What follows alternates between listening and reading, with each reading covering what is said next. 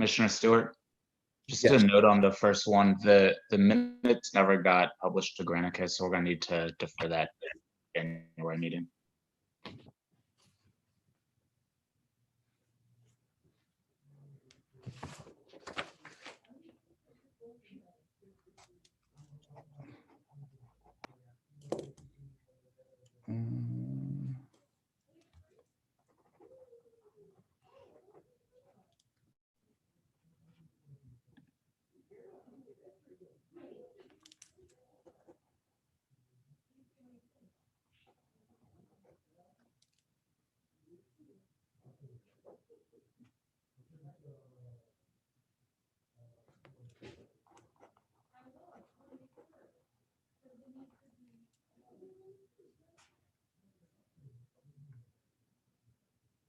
All right, we wait for a few more commissioners.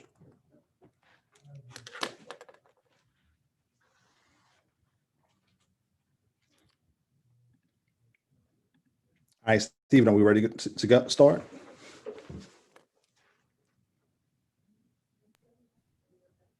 Larry, are you ready? Yeah, we're ready, and we have 8 members present.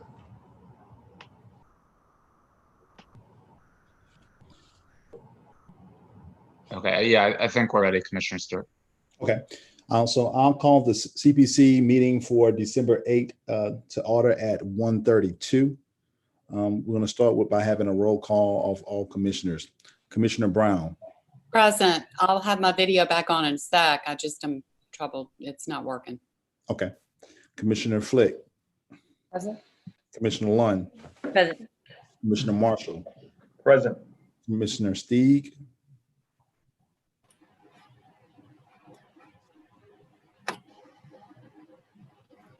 Commissioner Steeg. Right. Commissioner Stewart's present. Commissioner Witry. Present. Commissioner Weberg. Present. All right. At this time now, I'll read the special rules for today's hearing into record. The order of business. The order of business at the hearing shall be as followed: a call to order and roll call with recording of the members present, approval of minutes, reading of the hearing rules, presentation of docket, staff presentation, applicant presentation, question from members, recess for 30 minutes, consideration of docket, public comment, rebuttal by the applicant, questions from members, voting and adjournment. Presentation of the dockets. The order of business for each docket shall be as followed: presentation by the City Planning Commission staff or the Department of the Safety and Permit staff. Presentation by the applicant or their representatives. The appellate or the applicant may appear on their behalf or be represented by a duly authorized agent. Only one representative may speak on behalf of a request and must pre-register with the staff of the City Planning Commission. Other representatives or speakers may sign up to provide comments during the public comment portion of the meeting. The applicant shall be allowed a maximum of 3 minutes. Questions from members. The members have an opportunity to ask questions of the staff or the applicant. A recess. The commission and board shall take a 30-minute recess to allow members of the public to comment. Public comment. Only written public comment will be allowed. Live public comment will not be allowed. No member of the public may submit more than one written comment per agenda item. Time allowed by the public comment. The public comment form will be made available at the start of the meeting and will close at the end of the 30-minute recess. Public comment must be submitted electronically on the form provided by the City Planning Commission. Any comment missing this information will not be read aloud. Each submission must contain the commenter's first and last name, address, and whether the comment is being paid in connection with his or her comments. The agenda item.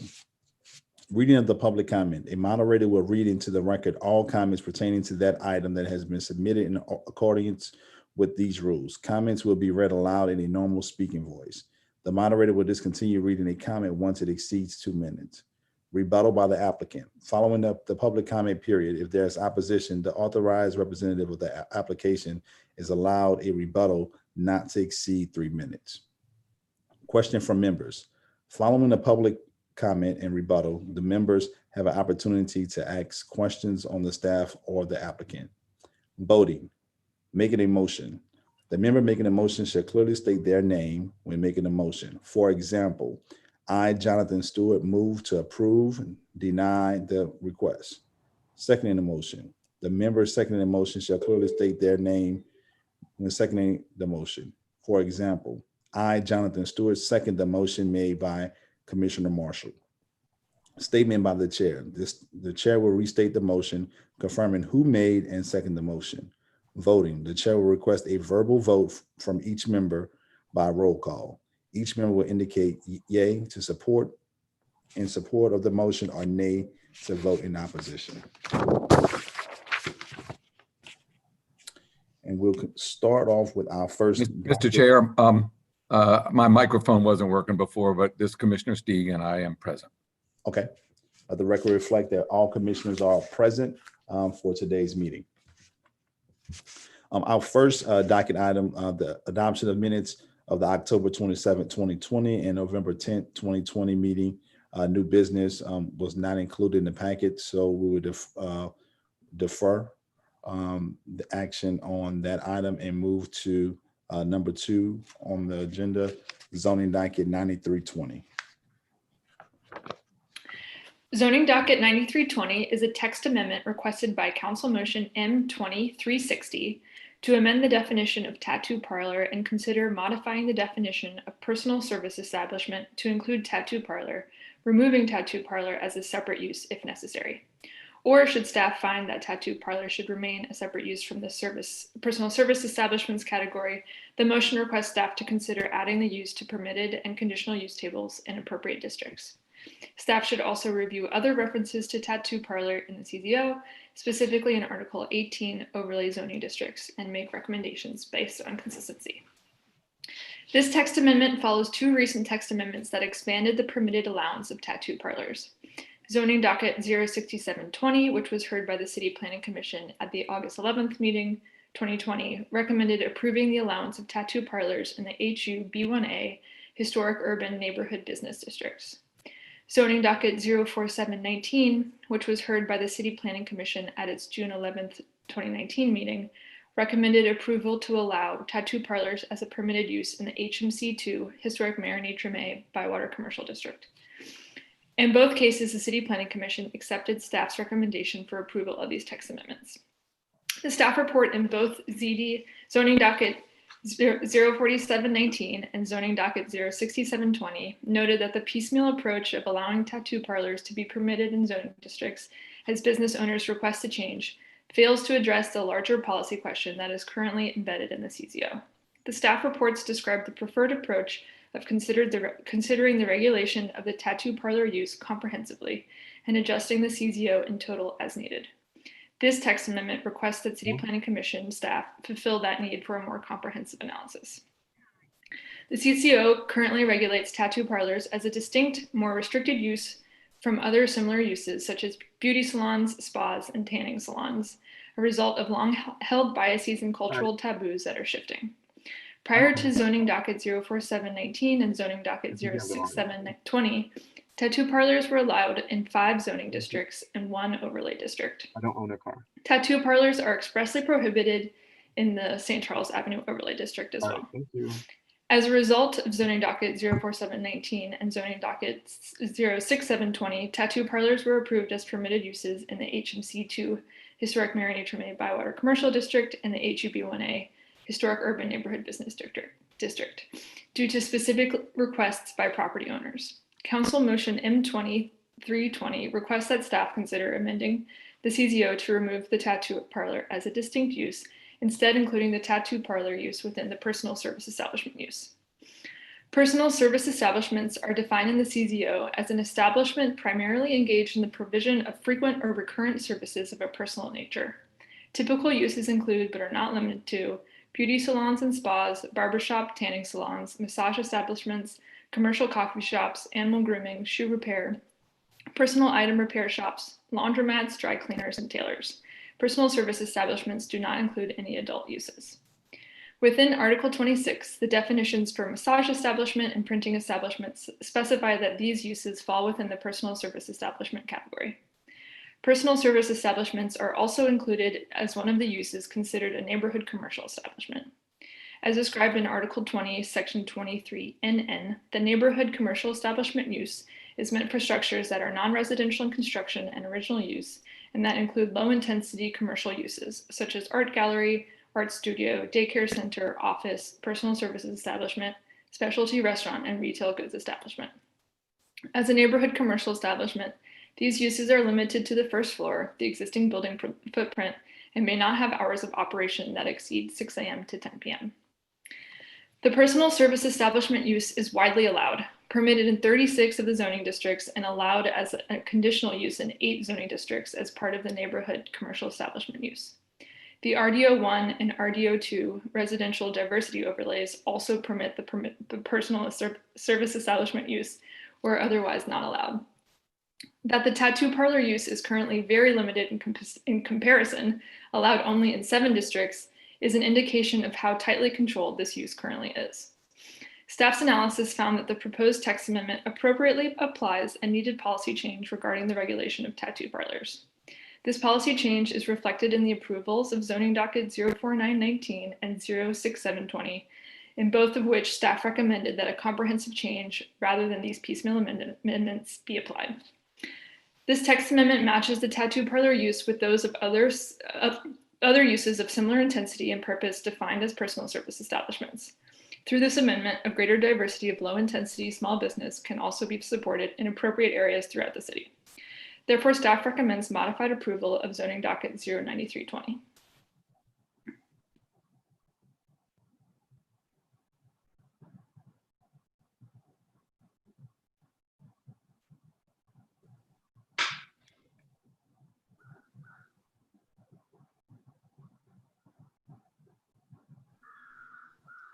Jonathan, you're on mute. I'm sorry. At this time, is there authorized representative to speak on this zoning docket? If not, any commissioner have any questions for staff in regards to this zoning docket?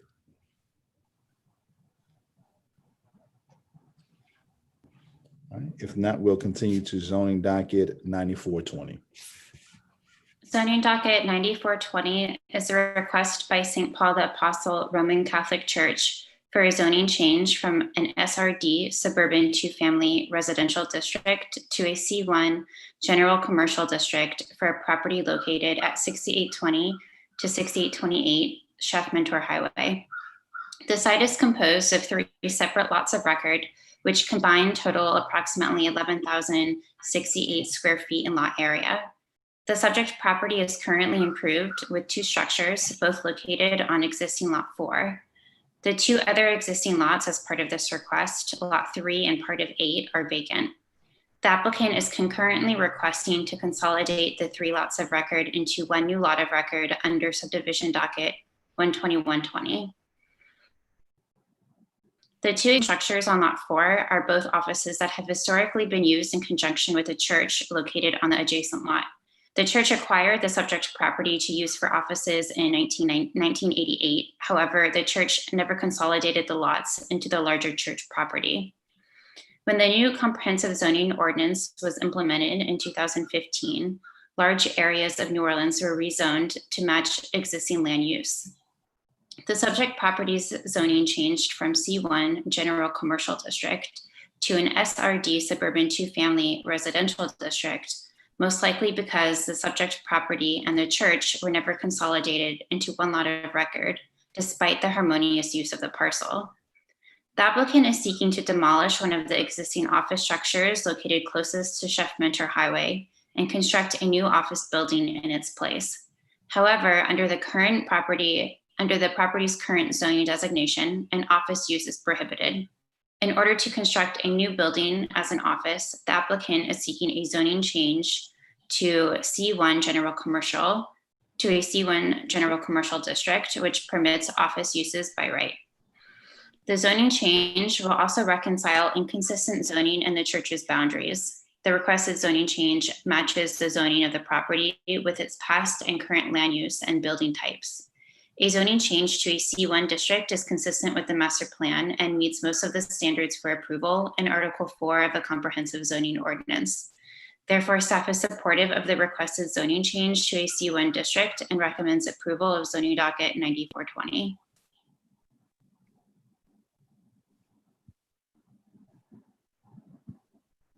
All right, thank you.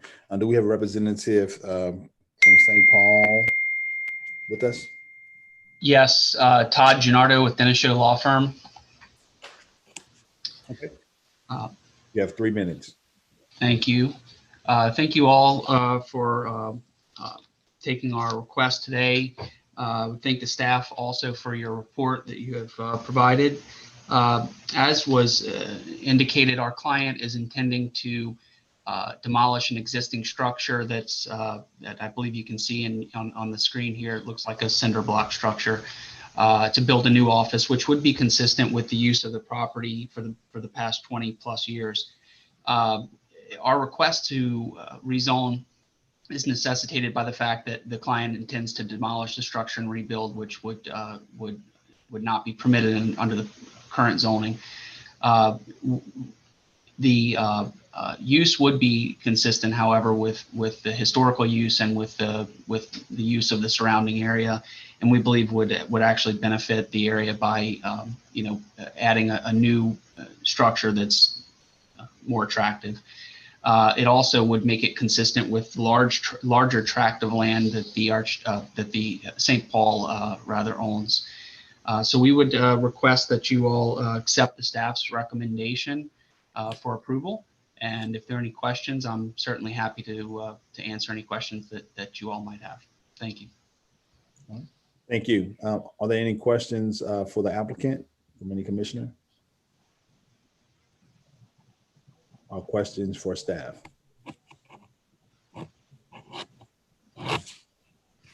If not, we'll continue moving on to zoning docket 9520. Zoning docket 9520 is a request for conditional use to permit an established multifamily dwelling in an HURD2 district. The subject. I can't understand, Sabi. Sorry, I can't understand Commissioner Lund. That's clear. Is it better? Yes. All right. So zoning 9520 is a request for conditional use to permit established multifamily dwelling in an HURD2 district. The subject property is located at 738 740 Fire Street, which is at the corner with Slidell Street in Old Algiers. The site is developed with a 5-unit, 2-story structure, and the applicant is requesting the established multifamily dwelling designation to allow the reestablishment of a 5-unit residence for at least 10 years. According to the applicant, the structure was built with 5 units in 1940. According to Entergy records, there were 5 units for which power was left on in 2005 and 2006. And historic sandbone maps indicate the structure contained 5 units from at least 1994. Due to the prolonged vacancy, the property lost its legal non-conforming status for a multifamily dwelling and must seek a conditional use for reestablishment of its historic use. Due to the small size of the units, the proposed use would likely have moderate levels of overall activity, noise, traffic, and parking demand. The staff believes that the request is consistent with the master plan and the general purpose and intent of the applicable zoning district regulations, and we support the request. We recommend, approval of zoning docket 9520 subject to 5 proviso. All right, thank you. Is the applicant present? This is Ron Lazel with Weber Consulting, 2131 Bienville Street. Okay. All right. At this time, you have 3 minutes if there's anything additional that you would like to add behind the staff report. Great. We want to thank the staff for all of their hard work on this and for all they do throughout the whole year. An amazing team at CPC. Also, we have no issues with the provisos as they are presented.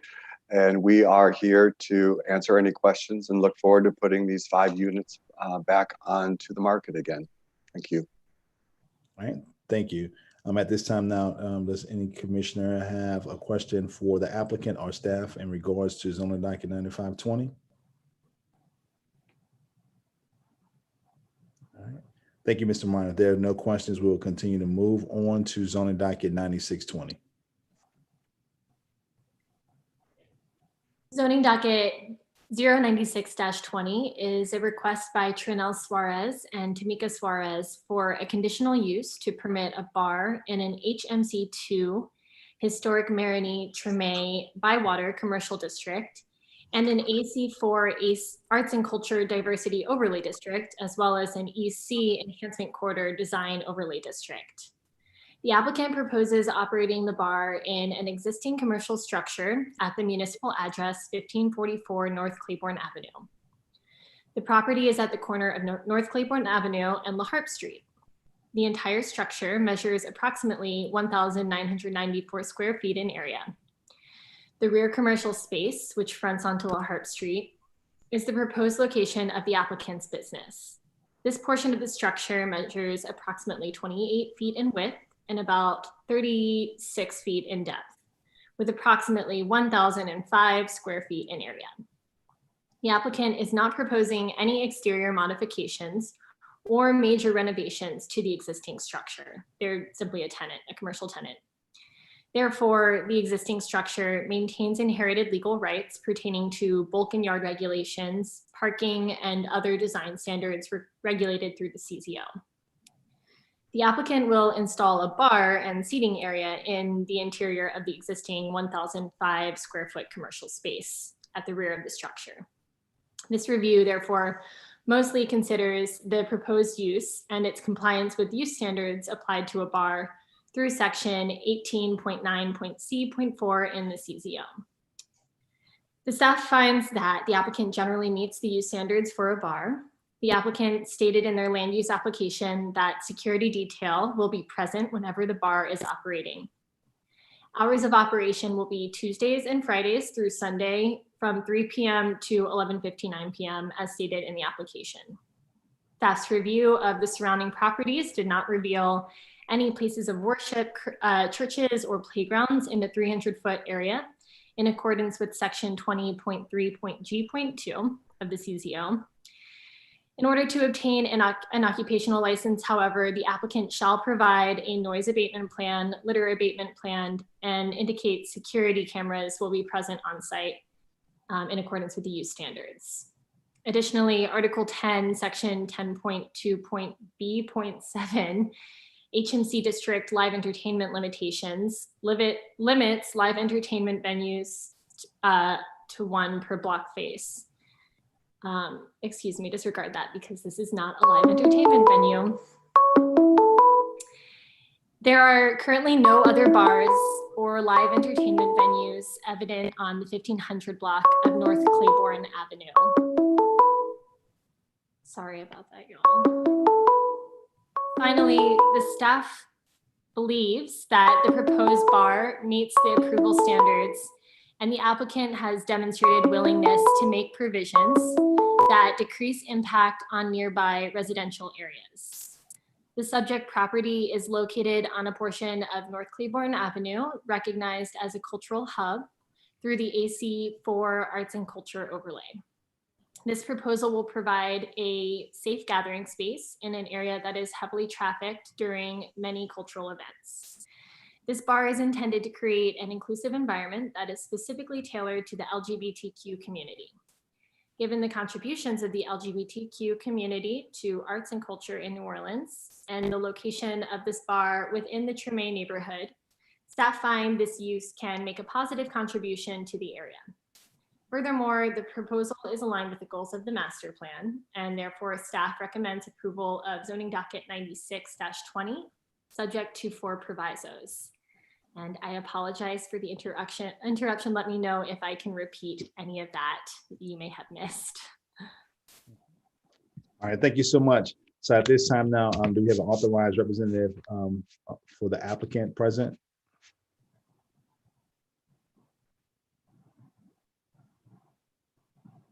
The applicant present for zoning docket 9620.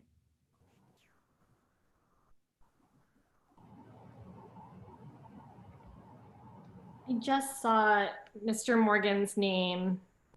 He said he was calling in.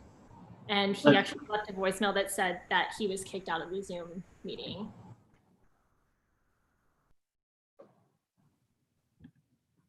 Okay. Hmm.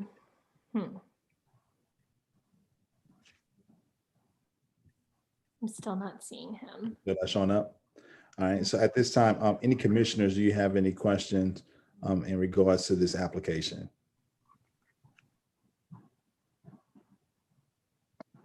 What accommodation will we make if the applicant was kicked off of the Zoom?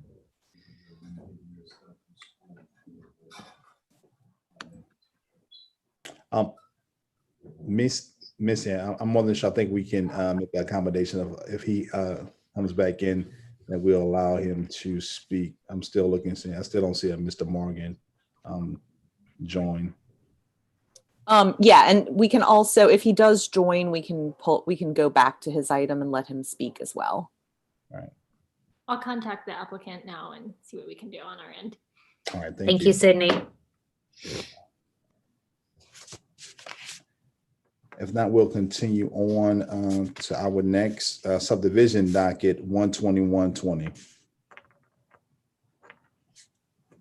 Subdivision Docket 12120 is a request by St. Paul the Apostle Roman Catholic Church to subdivide lots 3, 4, and part of 8 into lot 3A, located in an SRD suburban two-family residential district. The proposed lot 3A would be a irregularly shaped rectilinear lot within an area of approximately 11,070 square feet. The applicant has stated that the proposed lots are intended to permit the property owner to demolish the existing 2 structures to construct a new office and meeting spaces to be used in conjunction with an adjacent place of worship operated by St. Paul the Apostle Roman Catholic Church. The reconfiguration of the lots would result in frontages on both Brutus Street and Strathmentor Highway, with a portion of Brutus Street the site abuts as unimproved and unpaved and for all intents and purposes a paper road.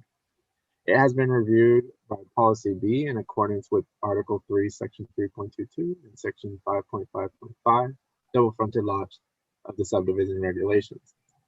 Although the city's subdivision regulations holds that double frontage lots shall be avoided, in this instance, since a double frontage lot can be approvable due to first, an established similar pattern in the area, particularly in where non-residential developments, such as other institutional uses as hospitals or schools, are developed with multiple street frontages.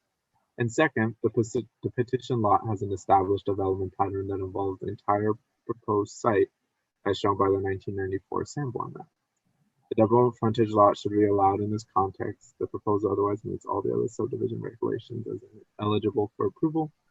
Therefore, the staff recommends tentative approval of subdivision docket 12120 with final approval subject to 3 provisos.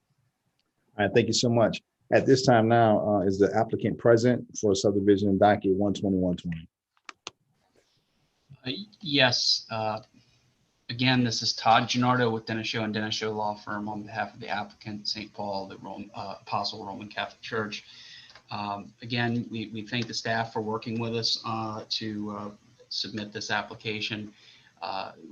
In addition to the comments I made earlier, which are obviously applicable to this request as well to subdivide the property, I would also say that our client did also hold a virtual MPP meeting. We've discussed both this application and the rezoning application with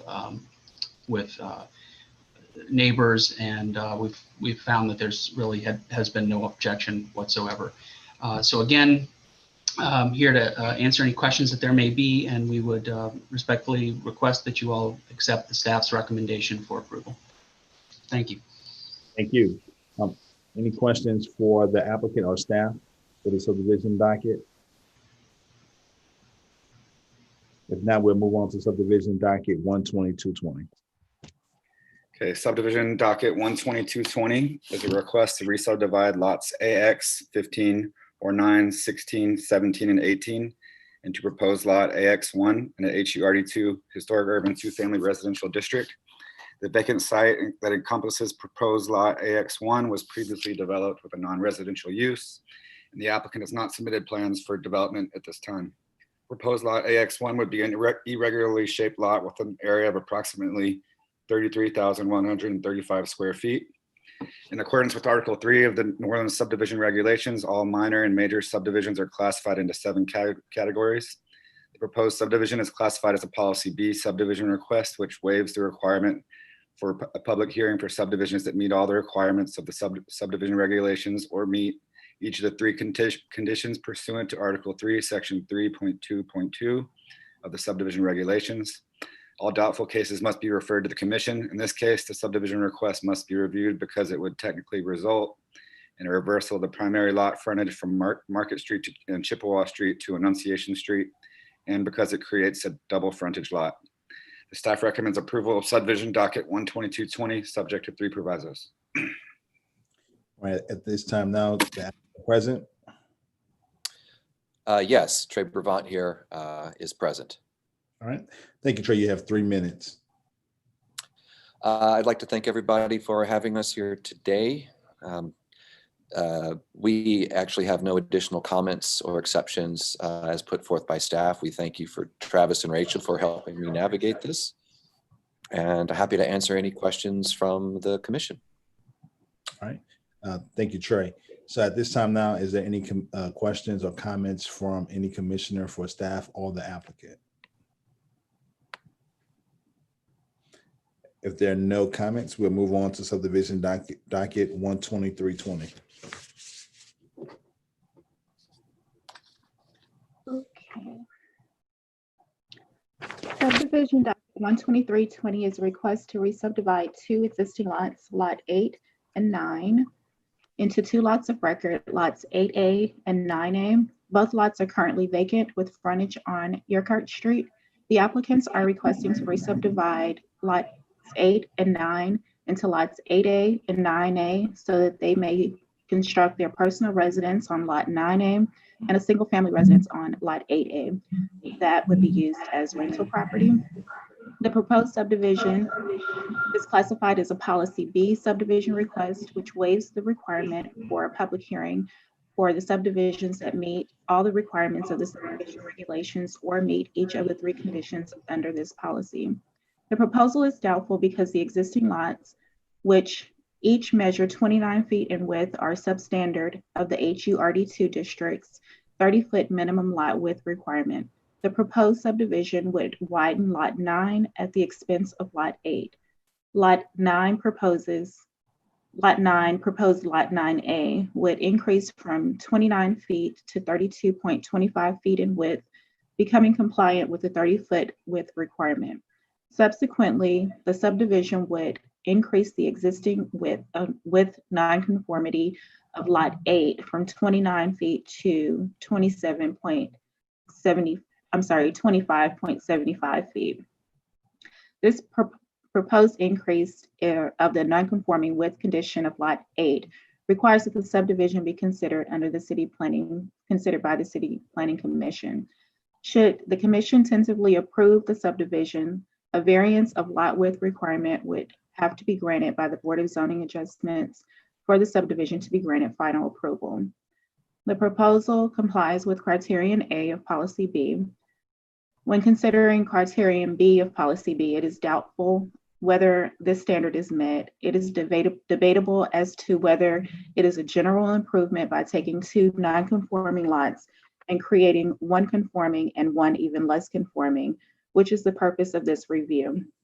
The staff does conclude in the report that we are viewing this as an improvement because the creation of 1 conforming lot justifies making the other less conforming.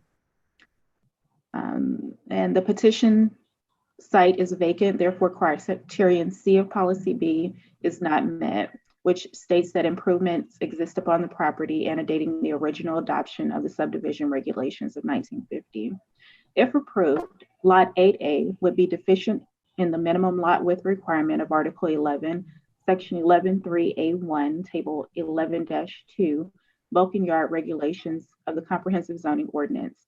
All other lot dimension requirements are met for both proposed lots 8A and 9A. Therefore, the staff recommends approval of subdivision docket 12320, subject to 4 provisos. All right, thank you. At this time now is the applicant present for the subdivision docket.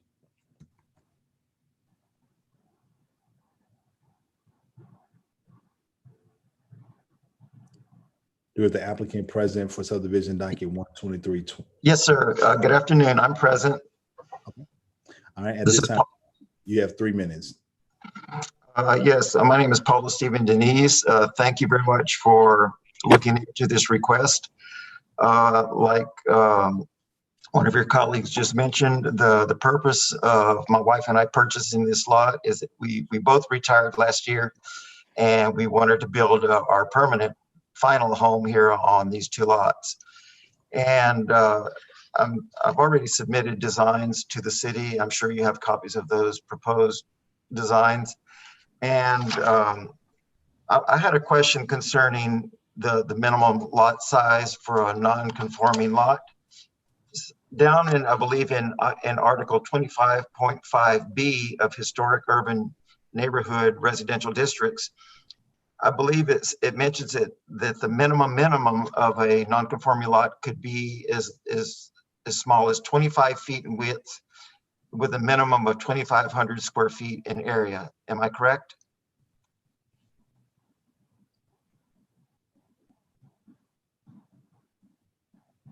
Can you hear me?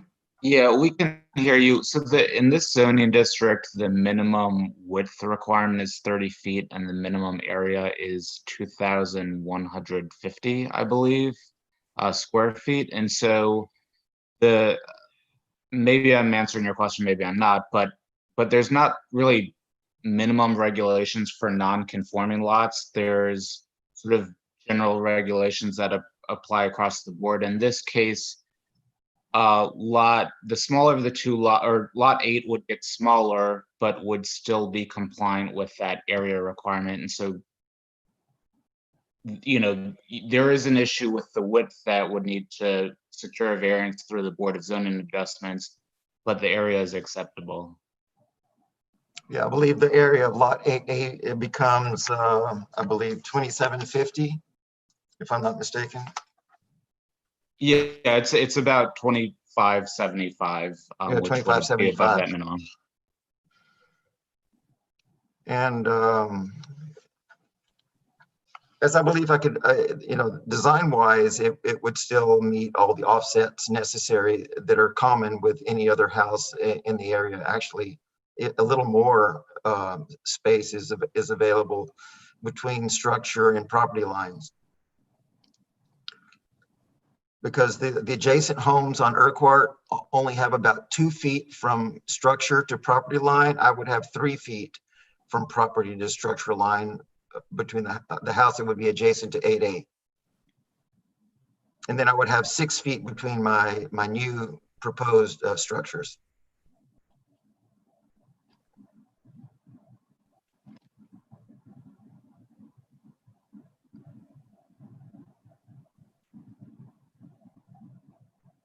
Yeah, so I think in terms of zoning, you're looking good with the exception that the 1 lot gets a little bit narrower than it is now and would need a waiver from the Board of Zoning Adjustments. Okay.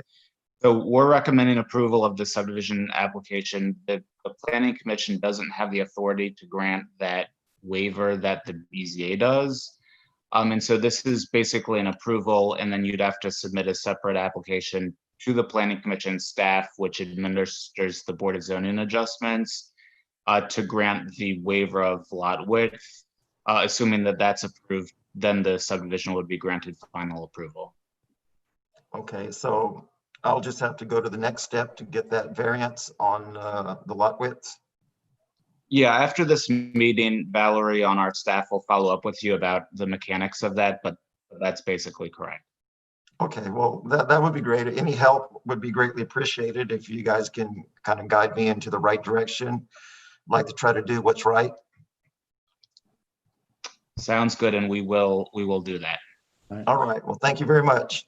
All right, thank you. Are there any questions for the applicant or staff in regards to subdivision docket 12320?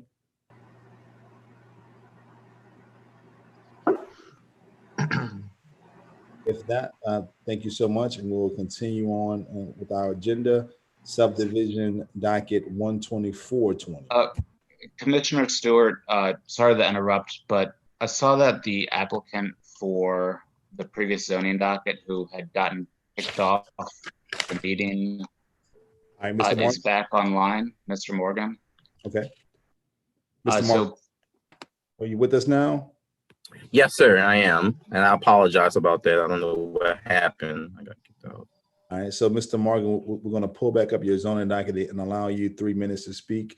The staff have already presented your report. So at this time now, you have 3 minutes to discuss zoning docket 9620. Thank you. I first would like to thank Ms. Sidney for assisting me with this. I had 1,000,001 questions and she was grateful. I'm grateful for her help. I don't really have anything to add. The packet I submitted, as well as the report I read that Ms. Sidney prepared, kind of covered everything. Just want to say that the community at large, well, the LGBT community at large, we're in support of this and hope that we can get it completed. And we are here willing to do anything that the commission would like us to do to help it proceed forward. All right, thank you, Mr. Morgan. Any questions from any commissioner for Mr. Morgan or for staff as it relates to zoning docket 9620? There were no, go ahead, Kelly. Oh, that's okay. I was just going to ask Mr. Morgan, first of all, I'm glad you were able to join us again. There were some provisos with this report, and you've read those and are fine with those? Yes, ma'am. Great, thank you. No problem. All right. Any other questions from Mr. Morgan? All right. All right. Thank you, Mr. Morgan. And we'll continue on with our agenda and go back to subdivision docket 12420. Subdivision docket 12420 considers an application to subdivide a stretch of privately owned property along Sheffman Tour Highway in New Orleans East between Bayou Sauvage and Lake St. Catherine. The proposal subdivides 2 adjacent squares on either side of Sheffman Tour Highway. Existing Lot A on Square 1 is to be subdivided into Lots 1 through 41, M1 and Lot M2. An existing Lot A on Square 2 is to be subdivided into Lots 1 through 24. This configuration creates 63 total lots intended for residential development and 2 of the landlocked lots that are intended for development that are not intended for development and will remain protected marshland. The 2 landlocked lots will protect important wetland and prevent the land from being developed. The subdivision is a logical, appropriate response to the condition and warrants approval. Therefore, the staff recommends tentative approval of subdivision docket 12420 with final approval subject to 1 waiver and 4 provisos. All right, thank you. Is the applicant present for subdivision docket 12420? Yes, sir. This is Sean Rafferty representing Gateway Investors, which is the owner of the property and is submitting this application. We'd like to thank Ms. Nero and the entire staff for their great assistance with the project. As you can see, the subdivision has been prepared by the Gandolfo Kuhn firm. The lots are all compliant, obviously, except for the 2 wetlands lots. The applicant is fully subscribed and willing to comply with the provisos in the staff report. And so we request your approval, and I'm here to answer any questions that you may have. Okay. Are there any questions from any commissioner for the applicant or staff for subdivision docket 12420?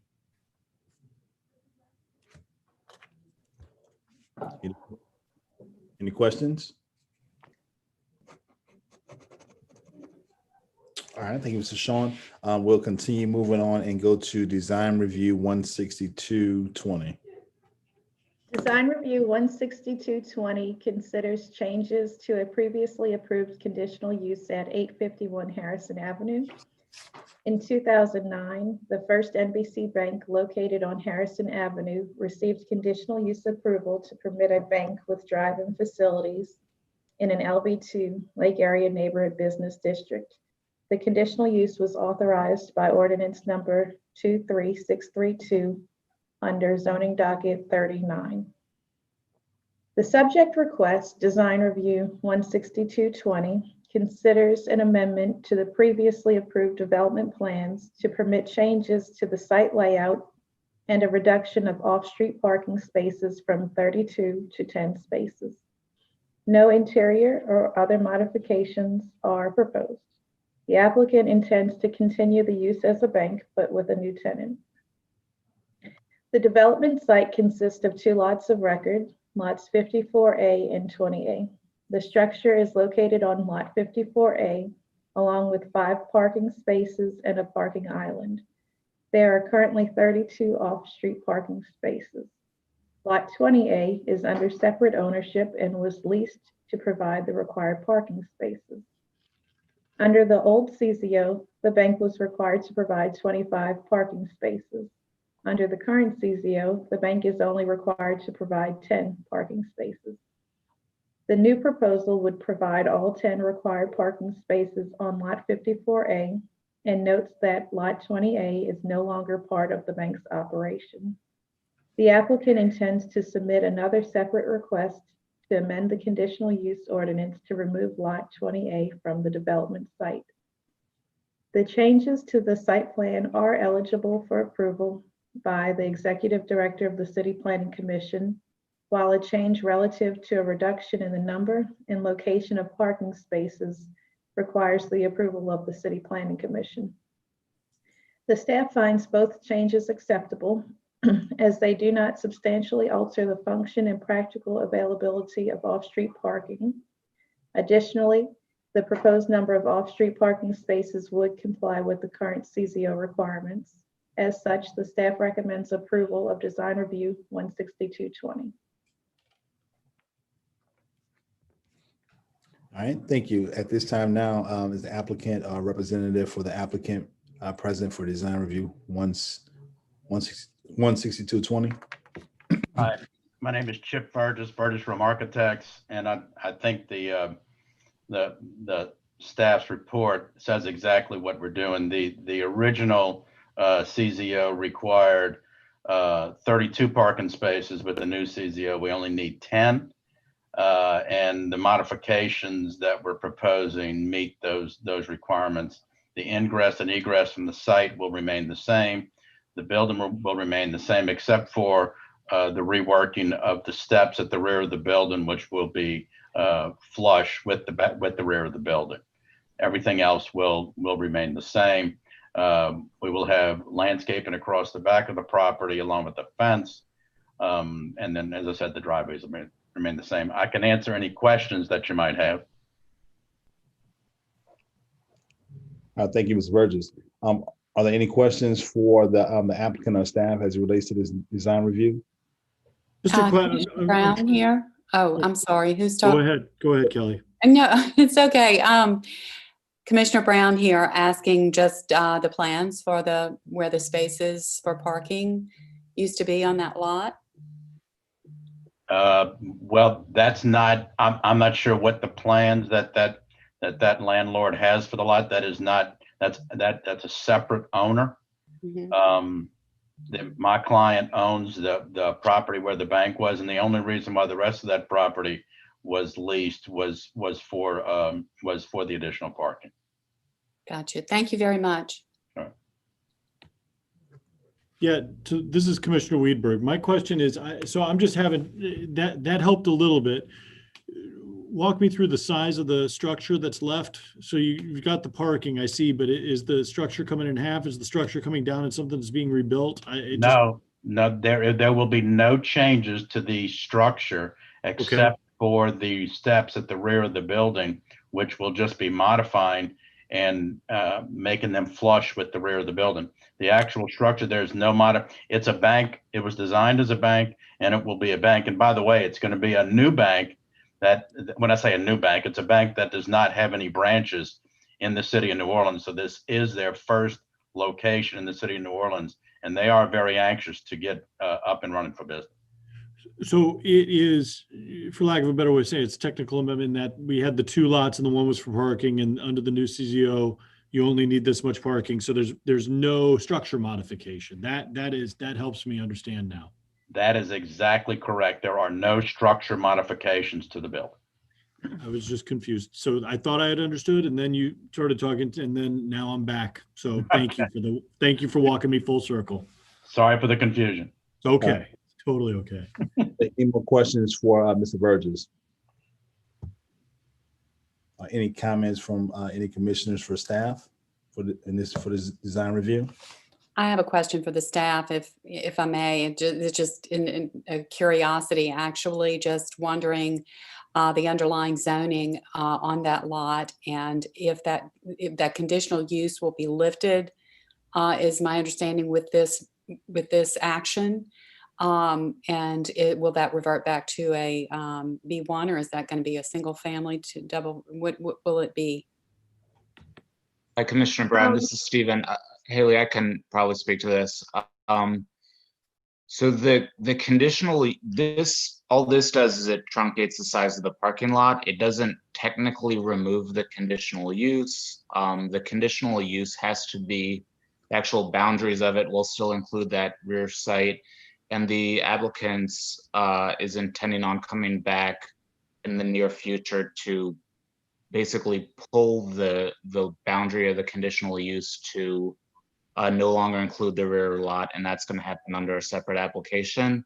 Once that happens, that is under, it's a commercially zoned parcel, SLB2, so same zoning that extends along Harrison, and it could be developed, by the property owner for any of the uses, restaurant or the like, or I guess restaurants are a little bit difficult in parts of Harrison, but it could be redeveloped for commercial purposes separately from this site. Thank you, Stephen. All right. Are there any other questions, commissioners? All right. If not, thank you, Mr. Burgess, and we'll continue on proper disposition 00320. Thank you very much. Chair. Property disposition 00320 is consideration of the disposition of a movable property consisting of any right and or ownership the city may have or claim to have in the South Front Street right-of-way between Constantinople and Marengo Streets, adjacent to Square 89 in the 6th Municipal District. Though this right-of-way is not an improved street, one can drive upon it between Constantinople and Marengo, as you see on the picture on the right. Petition segment of South Front Street right-of-way is bounded by Marengo, Constantinople, the New Orleans Public Belt Railroad, and Square 89. The length of the segment is approximately 300 feet and approximately 9,471 square feet in total area. The segment length is widest where it abuts Constantinople Street at 37 feet. The segment then tapers to approximately 25 feet in width at Marengo Street. No city agency has indicated a need for the site, including the Department of Public Works, and there are no lots that front on the right-of-way.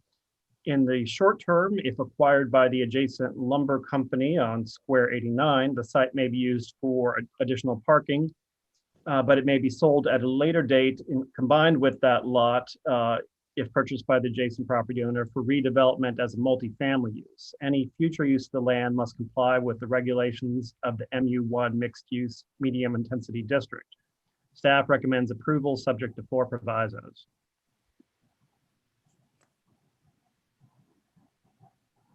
All right, thank you so much. Any questions for staff as it relates to property disposition 00320?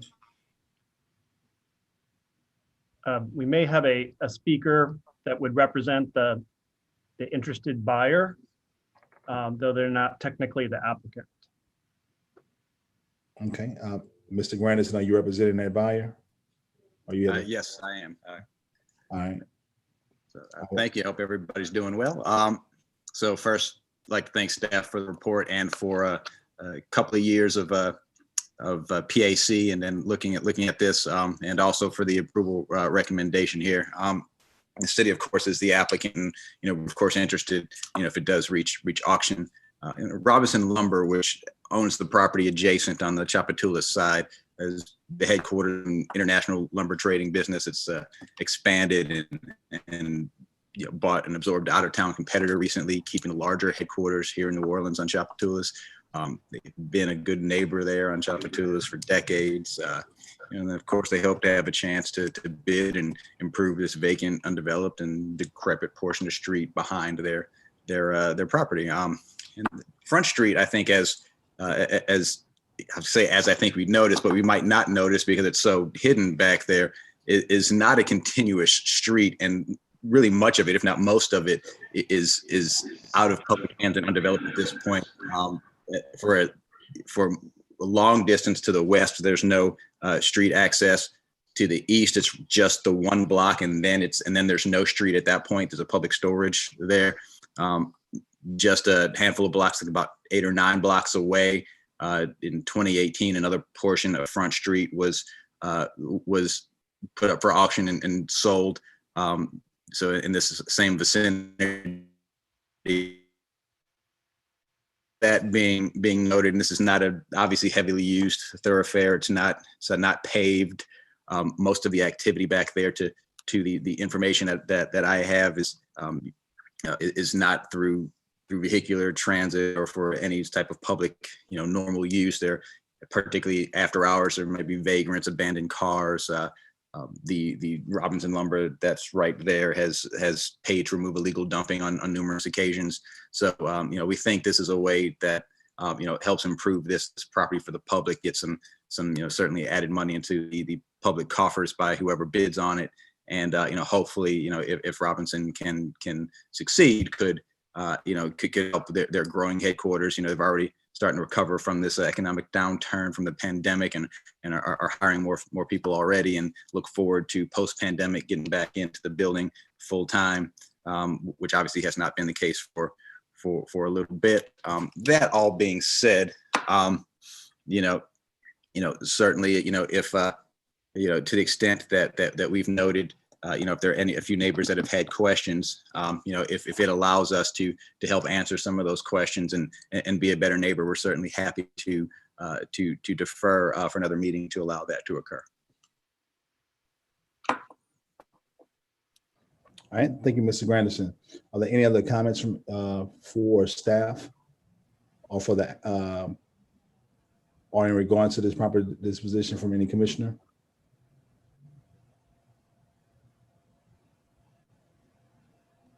If not, we'll continue on to proper disposition 00420. Property disposition 420 is the consideration of the disposition of a movable property consisting of parcels 36, 37, 310, lot F, and part lot 10A, parcel 42, parcel 43, parcels 44 and 45, square 2B or Gentilly, or tier 12 south, range 12 east, section 42, bounded by Lane Avenue, Flake Avenue, Crowder Road, Gawain Drive, and Chef-Ventura Highway in the 3rd Municipal District. The property addresses are 8323, 8339, 8401, 8501, 8531, and 8541 Chef-Ventura Highway.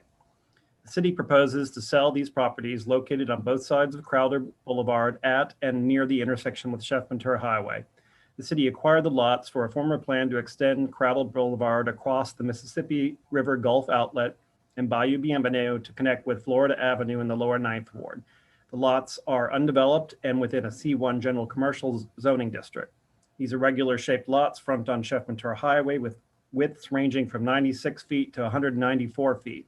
Depths range from 215 feet to 402 feet. Cumulatively, the lots encompass 5 to 6 acres in size.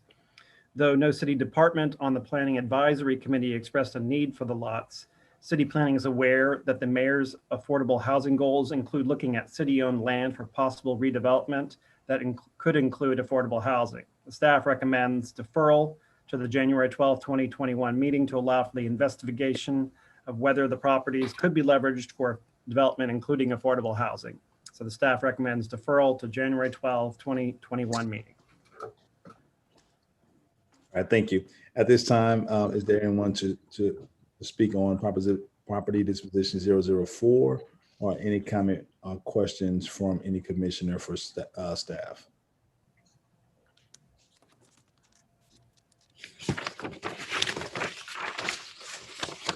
If not, we'll continue on to our last docket item on the agenda, which is the outdoor live entertainment study.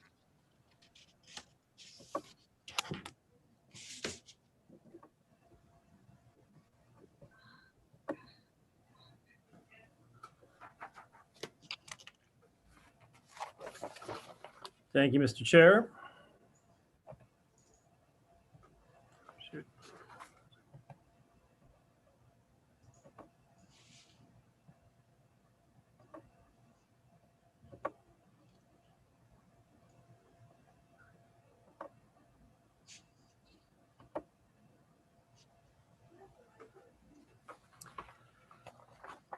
All right, and while we're getting ready for the study presentation, I'll just remind anyone that's participating with us that you have an opportunity to make any public comment at the time, and the deadline ends when we return back from recess. Mr. Chair, can you still see the presentation? No, it actually went away.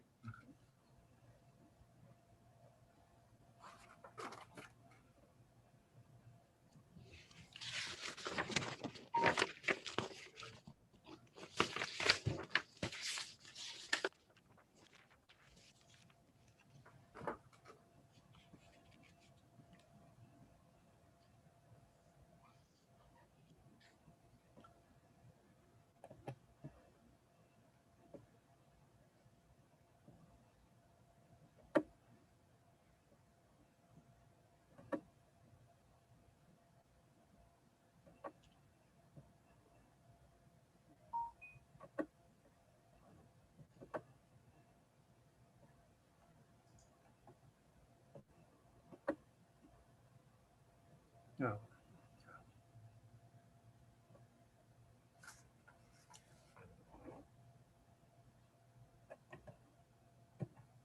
Okay, here we go.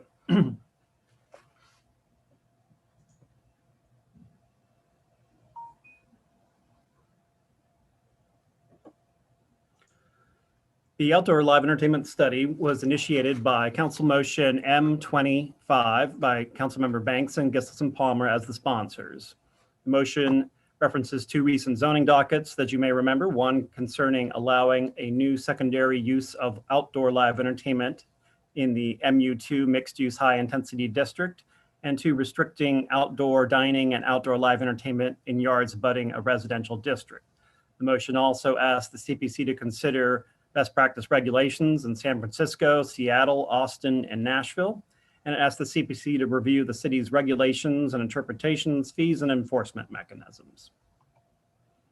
The study team developed goals based on City Council Motion M25, including preserving the New Orleans' rich musical heritage through appropriate regulations, clarify regulations that define, provide use standards, and determine appropriate and compatible context for outdoor live entertainment, resolve contradictions for live entertainment secondary use and reception facility relating to the closed doors and windows policy and distance from residential districts, explore temporary outdoor live entertainment event permitting regulations and procedures, reduce any unintended secondary effects of outdoor live entertainment relative to the cultural and residential fabric of the city, and consider how COVID-19 may temporarily or permanently change the way events operate.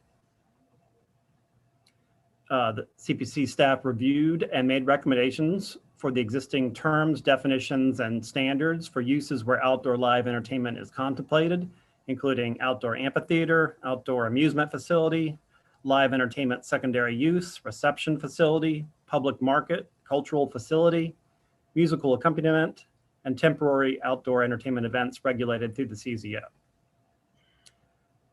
The CPC considered potential changes to zoning district permissions in the use charts.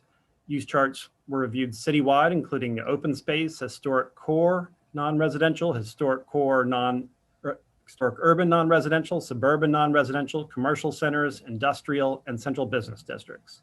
In addition, arts and cultural overlays were reviewed since they affect use permissions where they are applied. The potential mitigations measures that the staff investigated were sizes of outdoor facilities, design of outdoor facilities, distance from residential, hours of operation, compliance with the noise or sound ordinance, sound mitigation strategies, and using temporary permits for ease of enforcement. What we didn't cover in the study was cultural activity in the public right-of-way, such as second lines and street performances. These are not regulated by the CZO. Music played at private residences for personal enjoyment or practice. And though the staff researched issues and needed modifications related to the noise or sound ordinance, we did not attempt any revisions, which are the purview of the city's health department.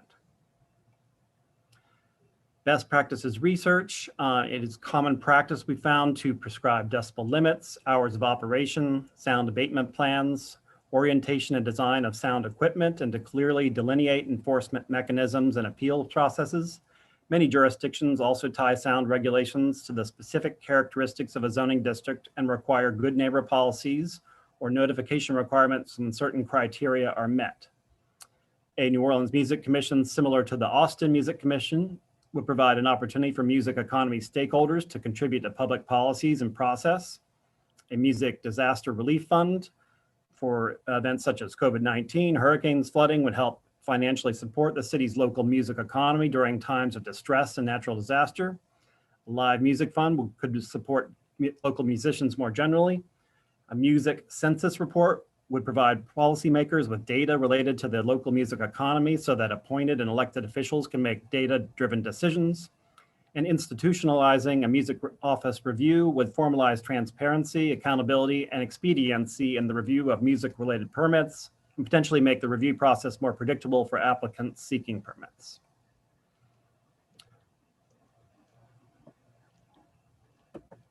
For recommendations,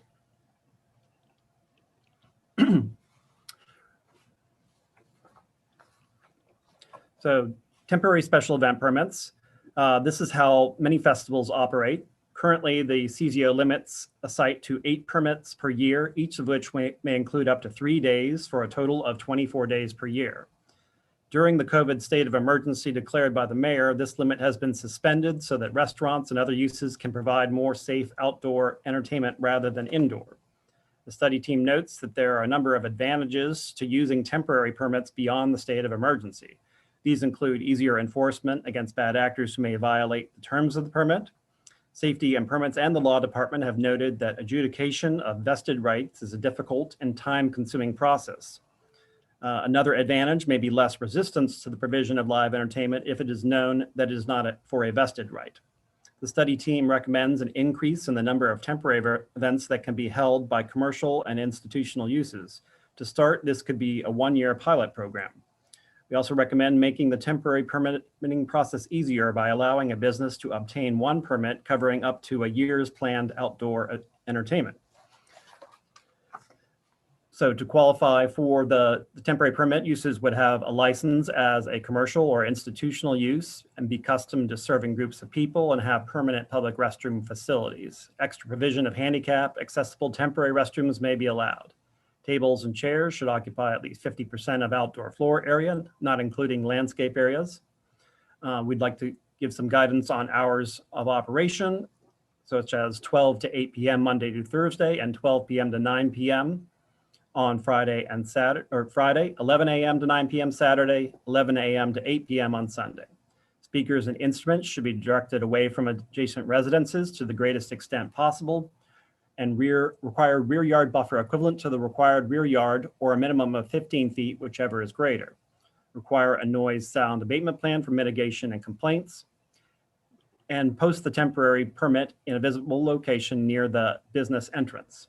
Documentation of repeated violations may result in revocation of a temporary permit. Complaints of violations must be verified by city officials. For an outdoor amphitheater, this is an outdoor structure that accommodates an audience for concerts, public speaking, or other live entertainment, which is open to the general public with or without an admission charge. An outdoor amphitheater includes bandshell structures. This use is extremely limited in the zoning district that it can be in, only allowed in park districts currently. The study team recommends a few other high-intensity districts, but also recommends establishing a parking standard for its use in non-park districts, as one was not created when the use was considered just accessory to a park.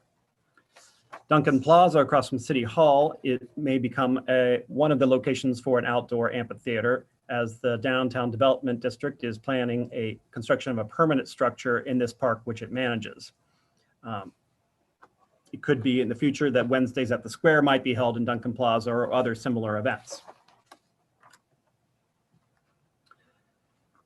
Outdoor amusement facility is a participatory and spectator use conducted outdoors, which may include partially enclosed facilities. Typical uses include, but are not limited to, miniature golf courses, batting cages, archery ranges, outdoor racetracks, theme parks, and amusement parks. An outdoor amusement facility includes ancillary uses such as food stands, snack bars, or restaurants for the use of patrons, but does not serve alcoholic beverages. Outdoor amusement facility is also very limited in the zoning districts where it is authorized. The study team recommended authorizing outdoor live entertainment that might serve as ancillary to the main use while the main amusement is still operating. And again, we provide hours of operation, 12 to 8 p.m. Monday through Thursday, 12 p.m. to 9 p.m. Friday, 11 a.m. to 9 p.m. Saturday, and 11 a.m. to 8 p.m. Sunday. The main amusement facility must remain open while any ancillary outdoor live entertainment takes place. And outdoor amusement facilities should be added to the uses that are authorized to provide live entertainment secondary use. For any hours that would exceed the ancillary hours above, the live entertainment would need to be authorized as live entertainment secondary use. Amend use standards require a 15-foot buffer between the outdoor entertainment area and a residential district, and require a noise or sound abatement plan for the mitigation and complaints. A public market is a recurring assembly of multiple vendors selling art, crafts, edible items, packaged food or beverages, produce, and/or other similar merchandise directly to retail customers in an uncovered or covered setting, open air setting.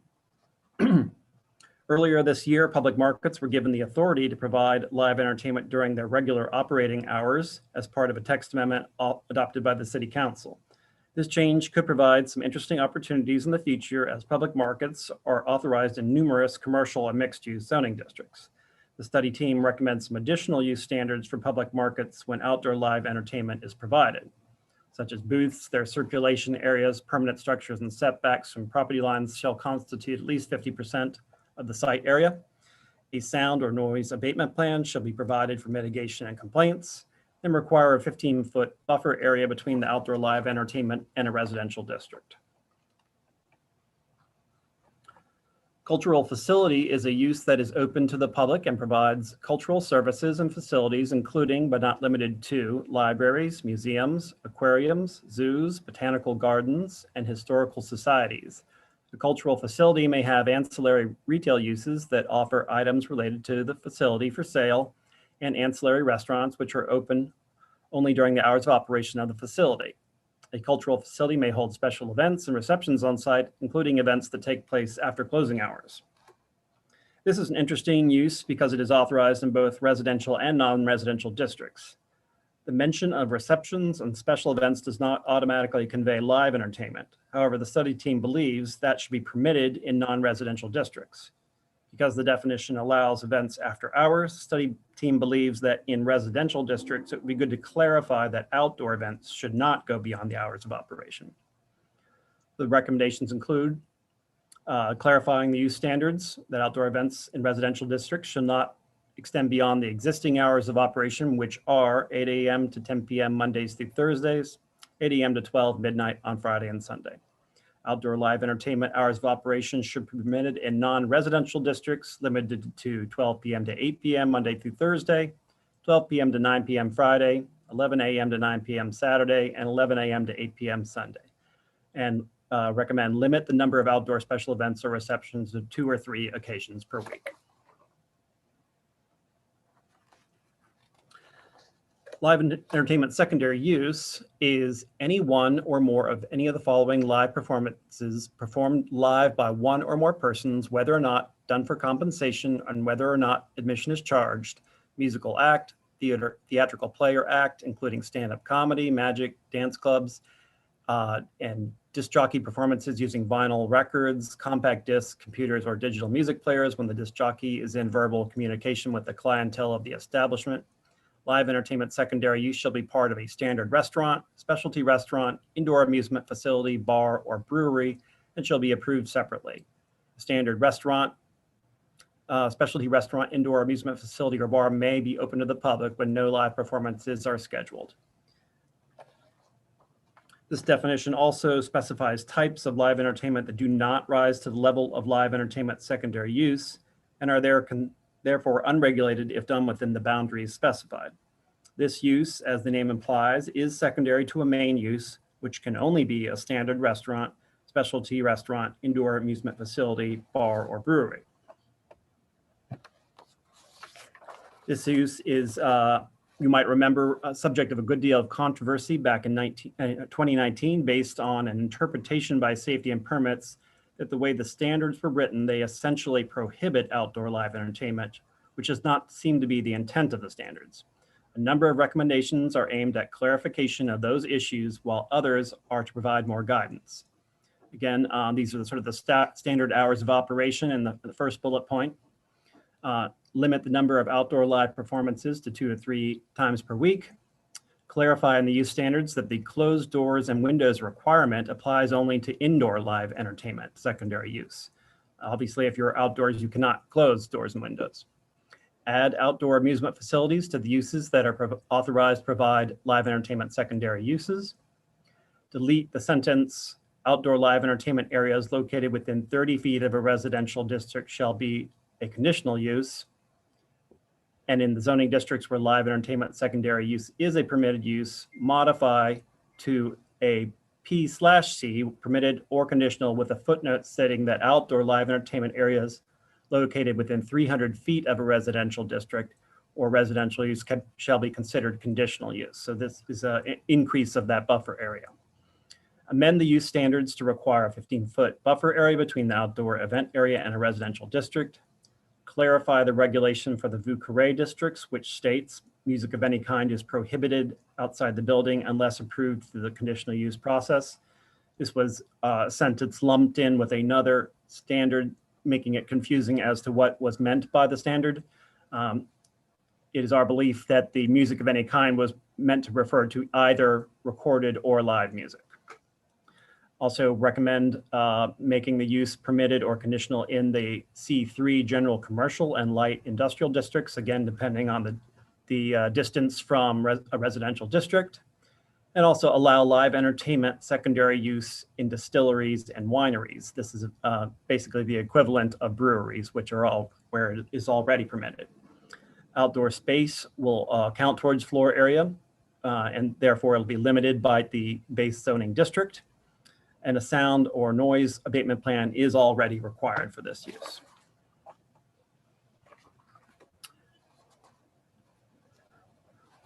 So arts and cultural districts, overlay districts generally allow live entertainment in a more permissive manner than their base zoning regulations.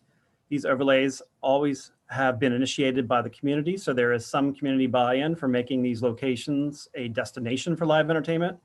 The overlays could represent a good starting point for outdoor live entertainment, or they could be areas that allow later hours or more frequent outdoor performances. Each overlay could have its own hours. They were created with regulations that already vary. For businesses within arts and cultural overlay, hours allowed for outdoor live entertainment could be 12 p.m. to 10 p.m. Monday through Friday and 11 a.m. to 10 p.m. Saturday and Sunday. Hours may be adopted to the overlays on a case-by-case basis, since regulations already vary. And the number of times live entertainment is permitted per week may be more frequent than sites not within AC overlays. Arts and cultural districts 1 and 2 include Frenchman Street, St. Bernard Avenue, Broad Street, and AC overlay 2 includes LaSalle Street in Central City, Newton Test Streets in Algiers. AC overlay districts 3 and 4 include St. Claude Avenue and Bywater, and an area of Treme that includes North Claiborne Avenue and Rampart Street. For additional planning recommendations, not necessarily related to zoning, a key recommendation of the study is the revision of the noise or sound ordinance. The study recommends a phased approach to outdoor live entertainment. It may be best to depend on temporary permits until such time as the noise or sound ordinance is revised.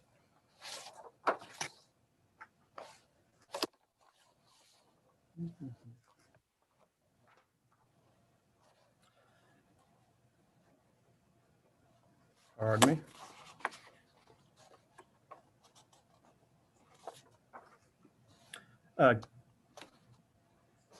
Outdoor live entertainment study also makes the following additional recommendations, which are strongly supported by the master plan.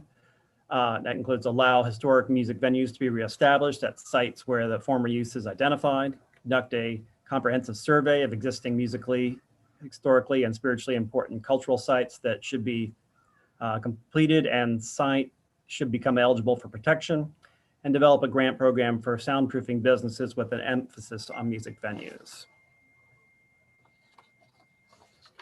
Additionally, ensure that equitable fee structures for live entertainments are held by the city. The city should make a more prominent role promoting New Orleans culture and live entertainment, create a music and culture advisory group or commission, establish a system to notify property owners and residents of a proximity to live entertainment establishments. This is something we've seen in other cities. Establish a nightlife, entertainment, cultural economy advocate or similar position, most likely that would start within the mayor's office of cultural economy. Establish an enforcement system and method for resolving conflicts as it relates to entertainment venues. So what happens after the study is forwarded to the city council? This is a study that will be provided in accordance with motion M25. A study is provided only for informational purposes. Council is not under a deadline to review the study. If the council wishes to act on recommendations of the study relative to the comprehensive zoning ordinance, a text amendment motion would be required. They can ask us to look at all the recommendations of the study, or they can single out certain ones. A text amendment motion would follow the CPC standard procedures with public notice, staff report, a public hearing recommendation to the city council, council public hearings and consideration. And that is the end. Thank you. All right, thank you so much, Paul, for that, for presenting the study. Do we have any questions from any commissioner? What we've seen so far?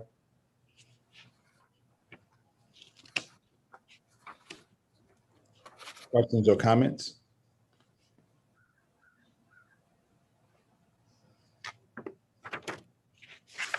Okay.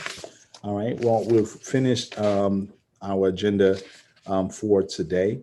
At this point now, I'm going to ask that we take our 30-minute recess, and there's a motion by Commissioner for us to take our recess, and we'll come back and carry on our business and take action on the matters that we heard today. At this point now, all comments will be taken. For anyone that's viewing in the public who would like to weigh in publicly. Please submit those cards and make sure to include all your information so that those cards and the information will be read. So now the time is 2:54. Is there a motion for recess? It's Commissioner Long. I'm sorry. Go ahead. No, go ahead, Kathleen. All right, Commissioner Lon, I move that we hold a 30-minute recess to receive public comments on the docket items on today's agenda, that we reconvene at 3:25 p.m. Second. All right, it's been moved by Commissioner Lund that we recess until 3:25, seconded by Commissioner Steig. Is there any further discussion on that motion? If not, we'll take a vote. Commissioner Brown, Yes. Commissioner Flick, Yes. Commissioner Lund, Yes. Commissioner Marshall, Yes. Commissioner Steig, Yes. Commissioner Stewart, yes, Commissioner Witry, Yes. Commissioner Weberg. Yes. All right, we'll join and we'll. You forgot Commissioner Mobley. Oh, I'm sorry, Commissioner Mobley. I'm sorry.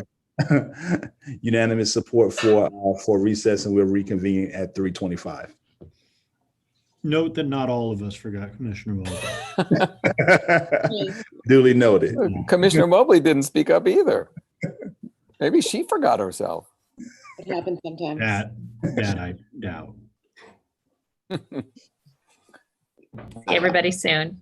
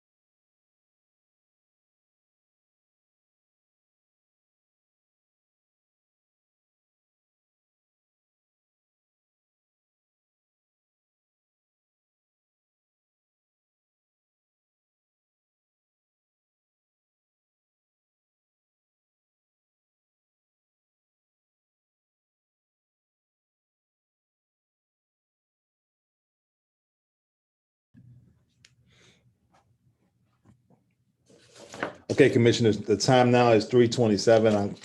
We're gonna come out of recess. I'll do a roll call to make sure that we have quorum. Commissioner Brown, Here. Commissioner Flick,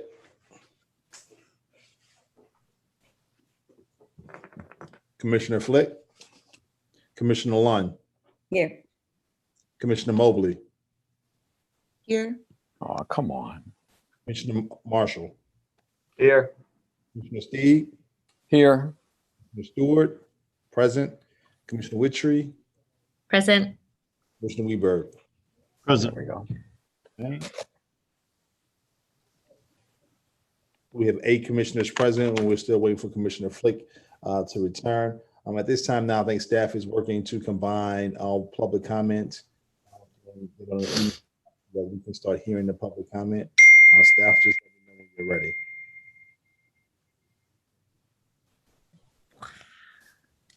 What was that?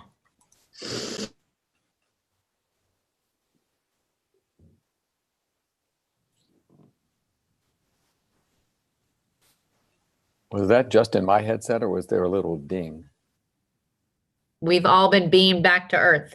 Okay, just want to make sure it wasn't just inside my house. That was a total missed opportunity, Katie. Thank you, Sue.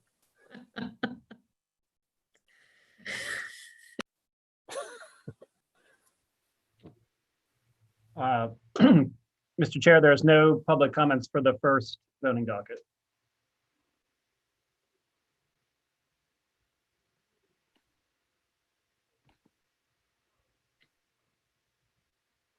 Oh, Mr. Chair, I think you're on mute. I'm sorry. For zoning docket 009320, there's no public comment. Correct.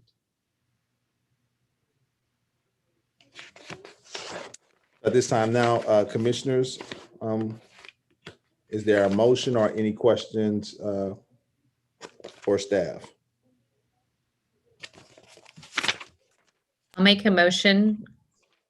I, Katie Witry, approve 093-20 with, I'm sorry, modified approval for the zoning docket.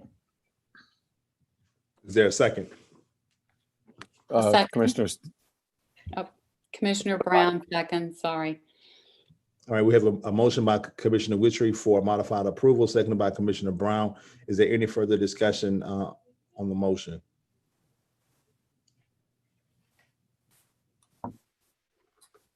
Any further discussion on the motion?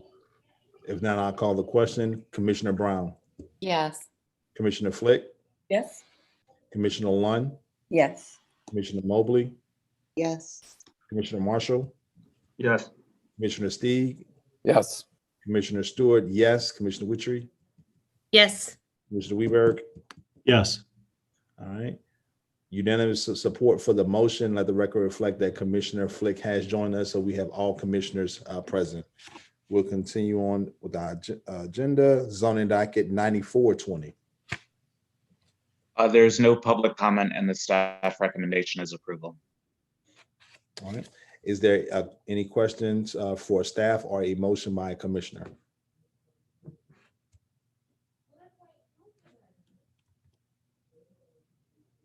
Commissioner Mobley, a motion to approve zoning docket 09420. Seconded by Commissioner Lund. All right, it's been moved by Commissioner Mobley to approve zoning docket 9420 and seconded by Commissioner Lund. Is there any further discussion on that motion? Any further discussion on that motion?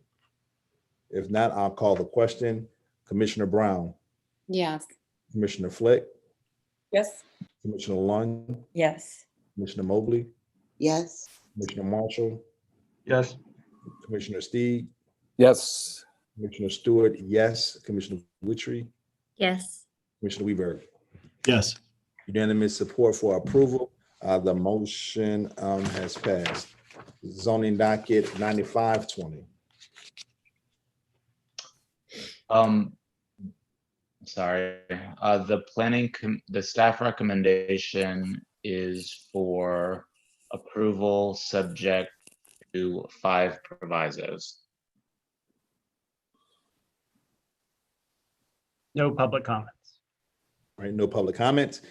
Is there any questions for staff or a motion from a commissioner? It's Commissioner Lunn. I have a question for staff. What was it about this proposal that necessitated that we vote on it and review it? Because my understanding with a recent zoning docket item, when there was evidence, historic evidence of the multi-family use, that could be proven and it could be reviewed by safety and permits. So I'm just trying to understand when would come to us. Yeah, it's just that. So that text amendment hasn't been approved by council yet, so it's not yet law. Should it be approved as recommended, you would not need to see this item. Okay, thank you. Are there any more questions for staff or comments from any commissioner? Commissioner Flick will make a motion to approve zoning docket 9520, subject to 5 provisos. All right, thank you, Commissioner Flick. Commissioner Flick has. I'll second that, Commissioner Stieg. It's been seconded by Commissioner Stieg. Is there any further discussion on the motion that's on the floor? Any further discussion? If not, I'll call the question. Commissioner Brown, Yes. Commissioner Flick, Yes. Commissioner Lunn, Yes. Commissioner Mobley, Yes. Commissioner Marshall, Yes. Commissioner Stieg, Yes.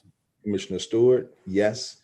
Commissioner Witry, Yes. Commissioner Weberg. Yes. Unanimous support of approval for the zoning docket 9520, and the motion is carried.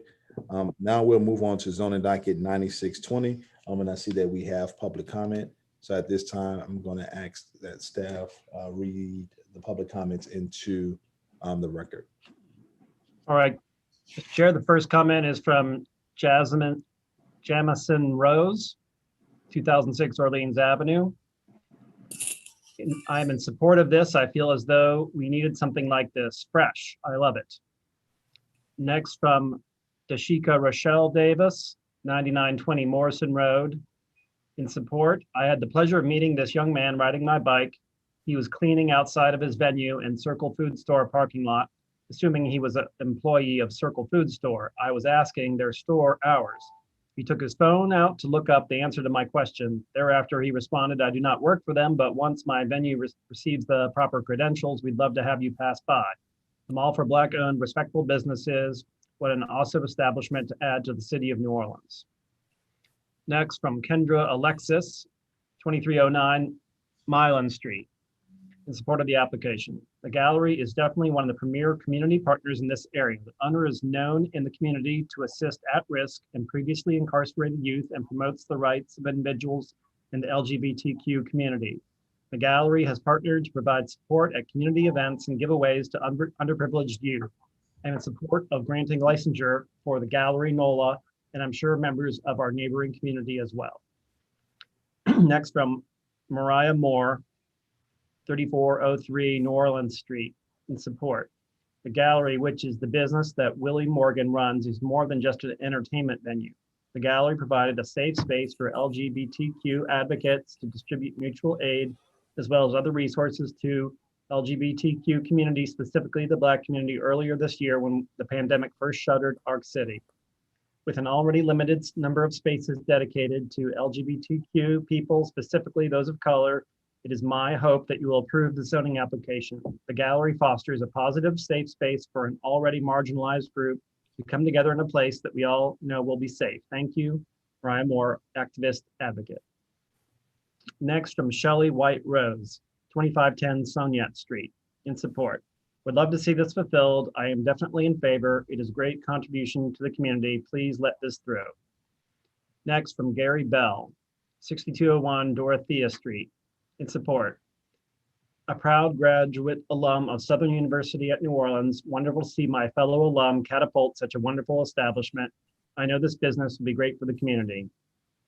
Next, from Tyron Miller, 2004 Orleans Avenue. I support this. This would be great.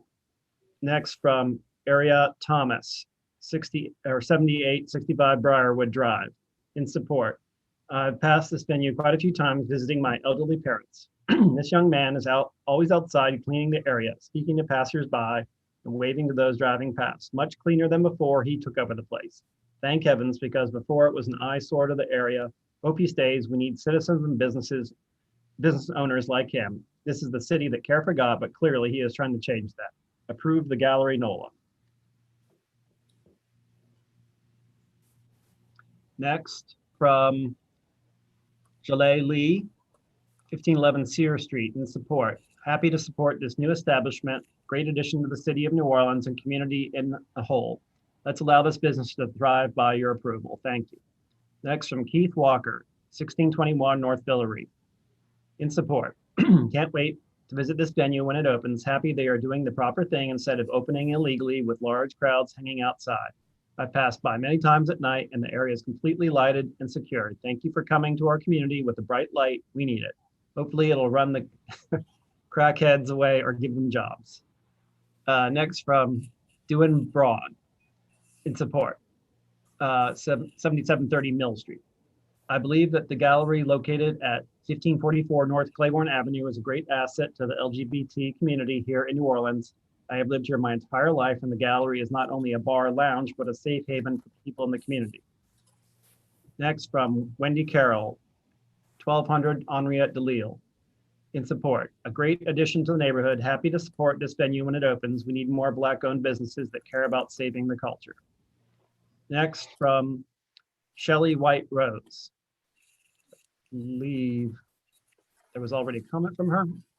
2510. Yes, that's been read already. Angela Yoakum, 5742 Cameron Boulevard.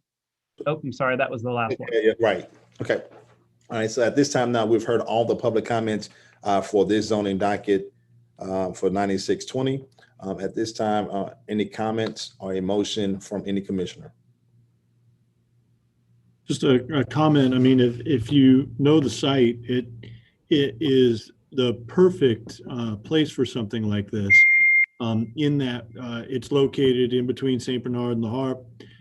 It shares some open parking lot space on the backside of Circle Foods, and you have the open parking under the overpass. I think it's uniquely positioned, and then the purposing obviously is fantastic in support of LGBTQ community. So I would be happy to make a motion in support of the application. Wish them the best of luck. I will second that motion. Commissioner Wiegberg. Commissioner Weaver, could you state that in the form of official? Yeah, I'd like to make a motion to approve the application and the staff's recommendation for approval. All right, it's been moved by Commissioner Weberg, and a second. I lost my screen. A second by Commissioner Witry. Is there any further discussion on the motion? If not, I'll call the question. Commissioner Brown. Yes. Commissioner Flick. Yes. Commissioner One. Yes. Commissioner Mobley. Absolutely, yes. Commissioner Marshall. Yes. Commissioner Steed. Yes. Commissioner Stewart, yes. Commissioner Witry. Yes. Commissioner Weberg. Let's make it unanimous. Yes. Unanimous support for zoning docket 96-24 approval. We're moving next to our next matter, subdivision docket 12120. No public comments. There were no And public. the staff recommendation is tentative approval with final approval subject to 3 provisos. Okay. No public comment, and we received tentative approval from the staff. Is there a motion or question for staff from any commissioner? If not, a motion. As Commissioner Lunn, I move that we approve subdivision docket 12120 as recommended by staff, subject to 3 provisos. All right, it's been moved for approval by Commissioner Lund for subdivision docket 12120. Is there a second to that motion?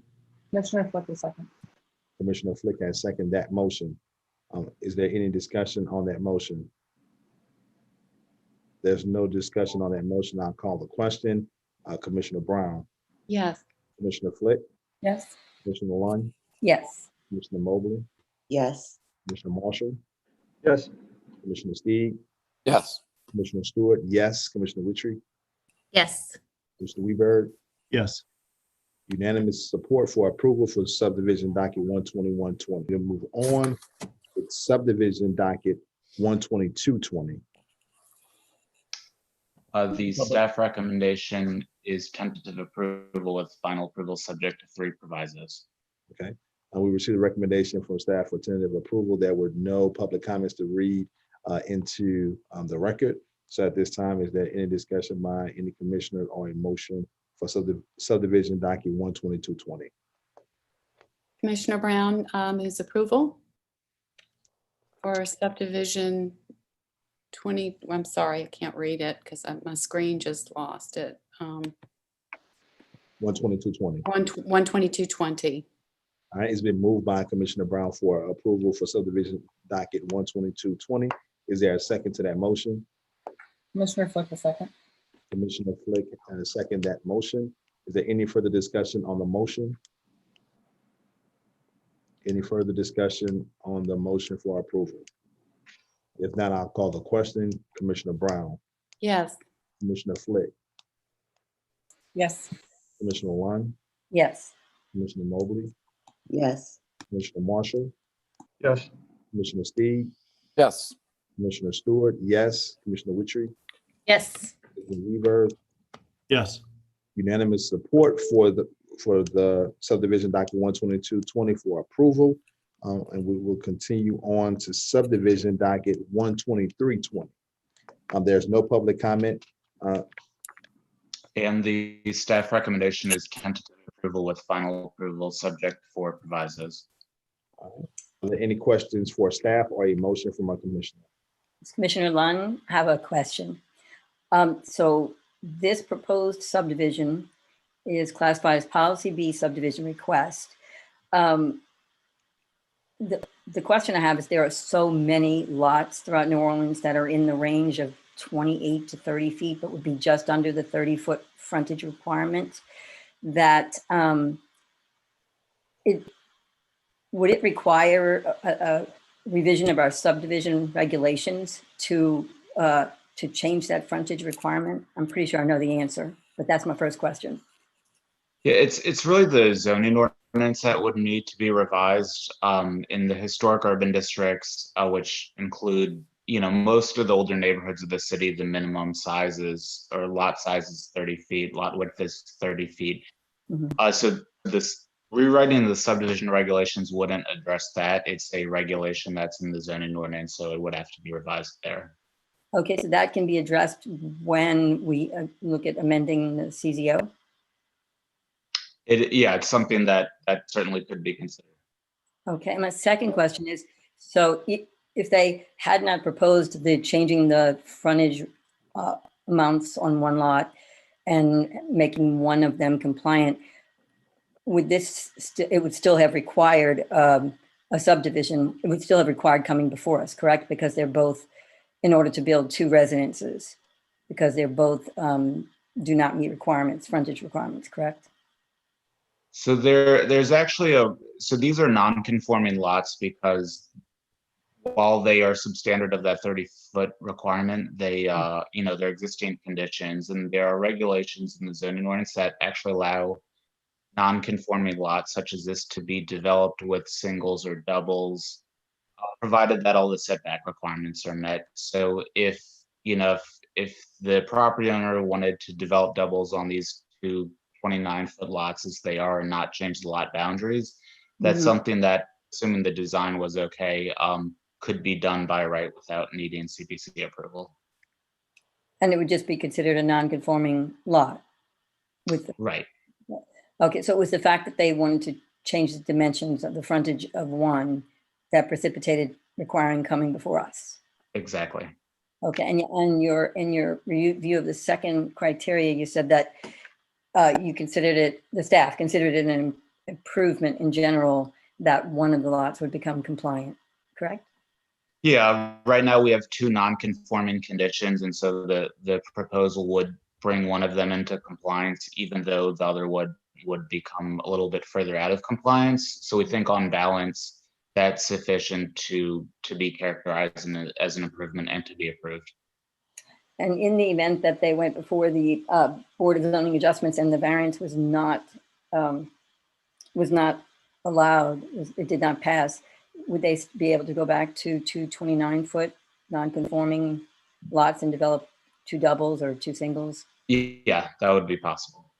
All right, thank you for answering all my questions. Answered everything. So I'm prepared to make a motion unless anybody else has a question. All right, are there any further questions from any other commissioner? If not, Commissioner Lund.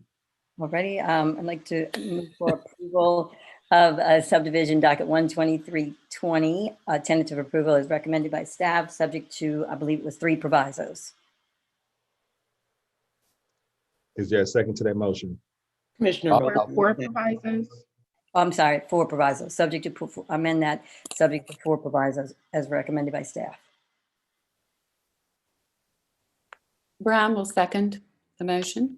This has been moved by Commissioner Lund for approval with all stated provisos in the staff report, seconded by Commissioner Brown. Is there any further discussion on that motion? Just one question, Stephen. So if not presuming how this is going to go, but if it wasn't approved, each lot would still need to be petitioned to come back and have anything built on it. What we're doing here is if you have a substandard lot, like there's still some issues here, correct? So if it is approved, then the waiver of width would have to go to the BZA, and so that's a separate application. If it's not approved here, the lots would remain the 229-foot lots that they are today. There would be no additional zoning process around it. The owner would have to revise his design to account for 29-foot lots, but because those already exist, there wouldn't be an additional need to do something else. Thank you.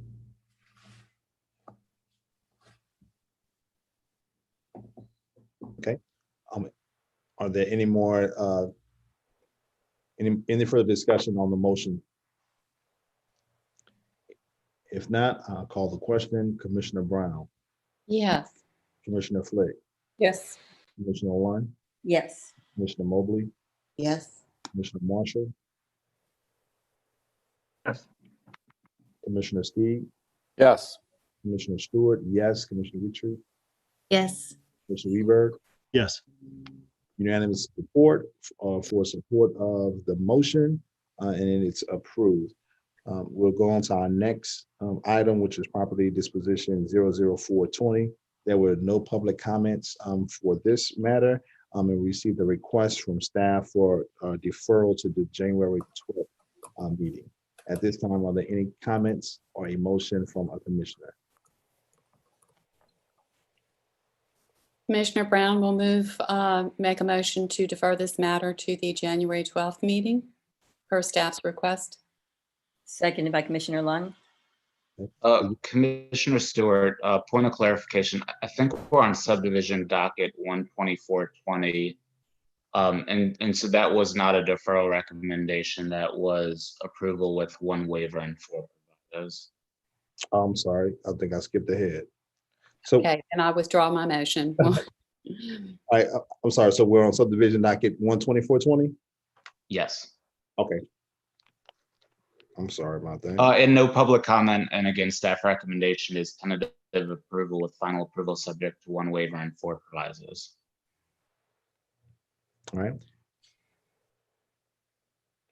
Are there any further questions for staff or a motion for subdivision docket 12420? There are no public comments on this item. I am prepared to, I will make the motion to approve per staff's report. Commissioner Brown moves approval. Is there a second? Seconded by Commissioner Lund. It's been moved by Commissioner Brown, seconded by Commissioner Lund for support for approval for subdivision docket 12420. Is any further discussion on the motion? If not, I'll call the question. Commissioner Brown, Yes. Commissioner Flick, Yes. Commissioner Lund, Yes. Commissioner Mobley, Yes. Commissioner Marshall, Yes. Commissioner Steve, Yes. Commissioner Stewart, yes. Commissioner Witry, Yes. Mr. Weberg, Yes. unanimous support for approval for subdivision docket 12420. Now we'll move on to design review 16220. We didn't receive any public comments. Staff recommendation is approval. All right. If there's no further discussion, comments for staff, the chair entertain a motion from a commissioner. Commissioner Weidberg, motion to approve staff recommendation. Speak seconds. Okay, it's been moved by Commissioner Weberg for approval of design review 16220 and seconded by Commissioner Steve. Is there any further discussion on the motion? There's no further discussion on the motion. I'll call the question. Commissioner Brown, Yes. Commissioner Flick, Yes. Commissioner Lund, Yes. Commissioner Mobley, Yes. Commissioner Marshall, Yes. Commissioner Steve, Yes. Commissioner Stewart, yes. Commissioner Witry, Yes. Commissioner Weberg. Yes. All right, unanimous support for design review 16220 and it's approved. All right, at this time now we'll move to property disposition 00320. I think we didn't receive any public comment. We do have comments on this one. Comment on this one, okay. First comment is from Angela Yoakum, 5742 Cameron Boulevard. In support, as a taxpayer of the city of New Orleans, I am in support of the city selling land it is currently not using, especially in a time of budgetary crisis. This is an undeveloped portion of Front Street that is not in good enough condition to be used for public use, especially vehicular. Next, from Kelly Hostetter. In support, I work at Robinson Lumber Company and we keep our facility well kept for employees and visitors alike. Lately, we have not had to be in the office due to the pandemic, but when we were here on a full-time basis, we have seen the back lot, which is Front Street, is usually littered with trash blowing against the fence, not to mention feral cats running around that come onto our property. The overall cleanup and the cats are a nuisance that need to be taken care of before they are out of control. I believe the city can better dedicate their limited resources. Next, from Art Dandayan, in support, 430 8th Street, New Orleans.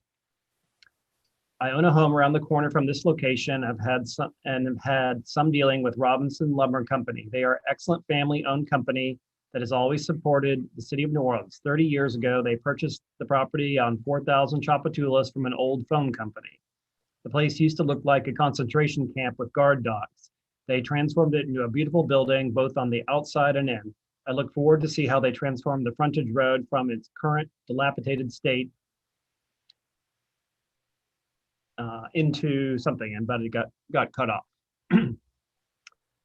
Next, from Joe Burkholtz, 4000 Chapatula Street, in support. I've been an employee of Robinson Lumber Company since 1989, moving here from Georgia. The strip of land in question runs between the back of our parking lot and the railroad tracks. Frankly, I never knew it was a street since I never see vehicles back there.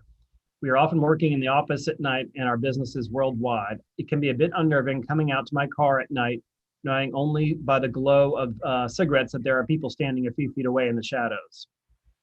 Next, from Scott Powell, 7451 Benjamin Street, in support. In favor, would add to the property tax base for the city. Next, from Sam Robinson, 4000 Chapatulas, in support. I think the city would be better served if the space on Front Street between Constantinople and Marengo was sold to be developed.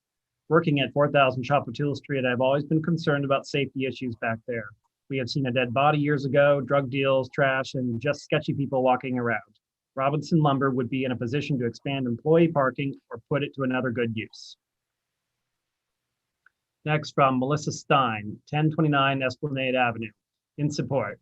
I believe it is in the best interest of the Front Street property and those who live and or work near it for it to be sold. It is not in great condition, and if purchased by a private bidder, the property can be better maintained than it is currently.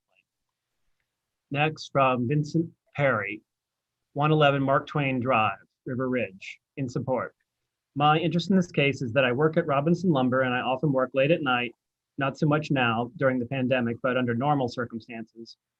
My concern is about safety. While the area is a nice neighborhood, it is in a big city and crime is a risk. During my time at this location, the body of a murder victim dumped in the area under discussion.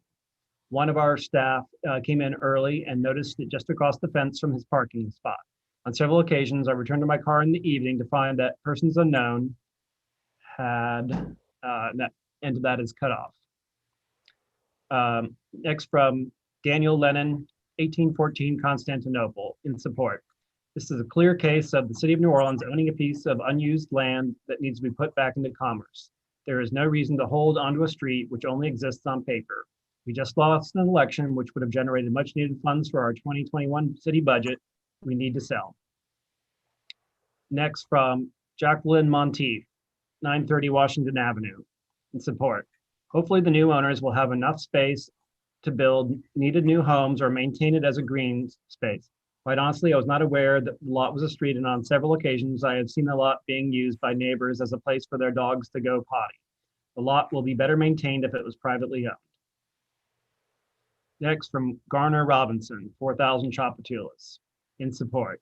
Dear CPC, thanks for your consideration. I grew up in a family business, Robinson Lumber Company. Sorry, that appears to be cut off.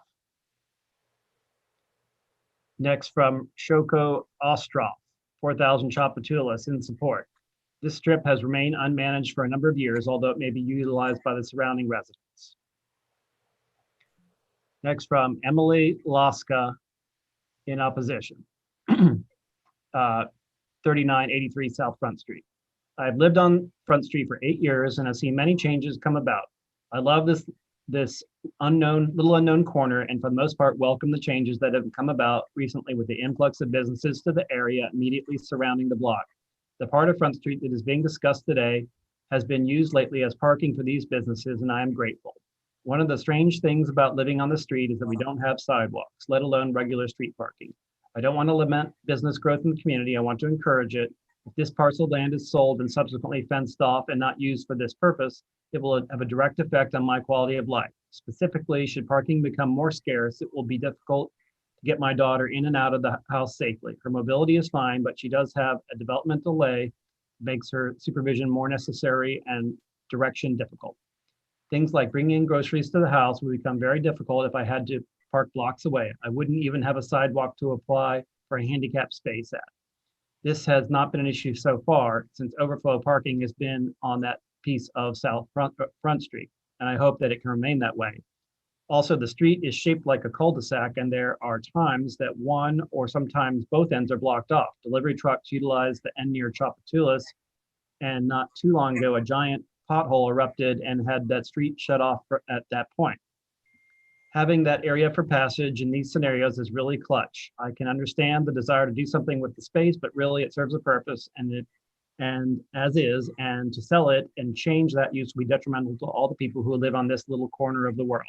We are often forgotten and overlooked. Our trash gets skipped from time to time, various other things, and we roll with it because we are small, and clearly we are being innocently overlooked, not intentionally ignored. To sell off the land and change the way that we live our lives would be an intentional move. I think our patience deserves to be rewarded with a request to not sell the land being honored. Next from JB Roush, 413 Constantinople Street, in opposition. As a resident and homeowner, I would like to express my opposition to the disposition of the portion of South Front Street between Constantinople and Marengo. The portion of South Front Street under discussion is used for a great many things, despite being considered a paper street, including parking, access to our homes, dog walking, bike riding, etc. In short, all the things a real street is generally used for. Since the sale of the land was first considered in 2016, a number of new businesses have opened up in the immediate vicinity, all of which are appreciated additions to the neighborhood. However, the increased patrons, delivery, and disposal traffic have all put a strain on the nearby streets. Losing access to the portion of South Front Street under consideration would only exacerbate this problem. While the stretch of right-of-way may seem appropriate for sale in 2016, the reality has changed since the initial analysis was completed. The South Front Street right-of-way between Constantinople and Marengo has since become a well-used street. Next, from Crescenda Rausch, 413 Constantinople, in opposition. Just today, 2 delivery trucks using the street as they thought Constantinople was a dead end at the railroad track. If another vehicle accessing South Front Street from Austerlitz were to meet a vehicle coming from South Front Street from Constantinople, one of them would have to back up or pull to the side of the road to allow a car to pass. This is dangerous for both vehicles and the homeowners on South Front Street. The continuation of South Front Street along the railroad tracks towards Marengo allows the vehicle coming from Constantinople a safe outlet. Oh, Next from Evan Troxel, 3993 South Front Street, in opposition. My name is Evan Troxel. I have a reason to believe that the public sale and possible fencing or closing of this section of South Front Street will be harmful to the neighborhood and the flow of traffic. I live on the corner of Constantinople and South Front Street. We purchased our home in 2016 and have witnessed a boom in businesses in the area and vehicle traffic. Port Orleans Brewery, Barracuda Tacos, and Mojo Coffee are all new businesses that have opened and increased traffic and the need for overflow parking in the area. The section of South Front Street is in consideration is used daily by dump trucks, FedEx, UPS, USPS, Continental Equipment, and foot traffic from residents walking their dogs. Thank you for your consideration in not making available for sale one of the few remaining sections of South Front Street. Next, from Daniel Bolsner, 3981 South Front Street, in opposition. My name is Daniel Bolzer and I live at 3981 South Front Street with my daughter. She is 10 years old. I strongly oppose selling the street and green space to a private company for parking. We who live here use that space. My daughter rides her bike there. My neighbors walk their dogs there. This is not a piece of land and street that's just abandoned. We who live on this block are already locked in by Tchoupitoulas on one side and the train yard on the other. Taking away this street would box us in even more. It is also very common during Mardi Gras season that both Austerlitz and Constantinople are blocked and the only way out is on South Front Street. Thank you for your time. Next, Anne Marie Mersiglia, 3977 South Front Street, in opposition. It's understood that South Front Street between Constantinople and Marengo could be sold and turned into a private parking lot. Private parking lots promote personal profit over the good of the community. The residents of South Front Street strongly oppose this action. Here are some of the benefits that the citizens of the neighborhood get by having access to South Front Street. A street which is extremely important when Austerlitz and Constantinople are blocked. When deliveries are made to businesses, the large trucks often make this side street impassable. This has happened at 10:30 a.m. this morning. During Mardi Gras, this route is particularly important, not just for residents on South Front Street, but also for patrons of businesses and the various crews. Mental health. When used as an open space and a place to walk, particularly important during COVID-19 when so many of us are confined to our homes. Employees and patrons of businesses on Tchoupitoulas use a small part of the green space to park cars at an angle. The cars do not impede the green space and it lightens the parking load on the residential area of South Front Street, which is limited and at times fills up. Robinson has a covered parking lot that is in great shape. I've never seen more than 10 cars in that lot, 10 being a generous number. I imagine that some negotiation could be arranged to access the unused parking lot instead of building another parking lot and taking away the only green space and exit route for citizens who are in need of both. Alternatively, dedicating this strip of grass on the South Front Street as green space with a few dedicated parking spots that don't block the street could be an option to really help the people and businesses of the neighborhood. Selling this land would be a loss for our community. Feels criminal to privatize a heavily used public space, which benefits so many tax-paying voters in the neighborhood. I recommend that the City Planning Commission deny the sale of this street and find other options. Next, Charles Robinson, 4020 Tchoupitoulas, in support. This is an abandoned road right next to the Port of New Orleans. For years, it has been a trash dumping ground for tires, debris, cars, and so forth. It is frequently a place of loitering and drug use. Nothing good ever happened on this frontage road. If this road can be turned into anything at all, it would be better for the community and the city. I strongly support this. Next, Simon Stelly, 3977 South Front Street, in opposition. I am fully opposed to the sale of South Front Street. It is currently used as a street and is vital to my neighborhood. Austerlitz and Constantinople often get blocked by delivery trucks, and in doing so, the only route out of the neighborhood is down Front Street to Marengo. That area also acts as overflow parking for the businesses along Tchoupitoulas, and perhaps the most significant benefit and use of South Front Street between Constantinople and Marengo is that of open space for the people of Marengo neighborhood to walk dogs and exercise, and have a small bit of open space to help with mental and physical health. I live on South Front Street. I have never seen vagrants hanging out in that section of South Front Street. I walk my dog there daily and nightly. That's the last comment. All right, thank you. So that was all the public comments that we received for Proposition 00320. At this time, are there any comments, questions from staff, from any commissioner, or a motion? And Mr. Chair, I just wanted to point out that Miles Granderson is available for a rebuttal or for questions. Okay, I'm sorry. Mr. Granderson.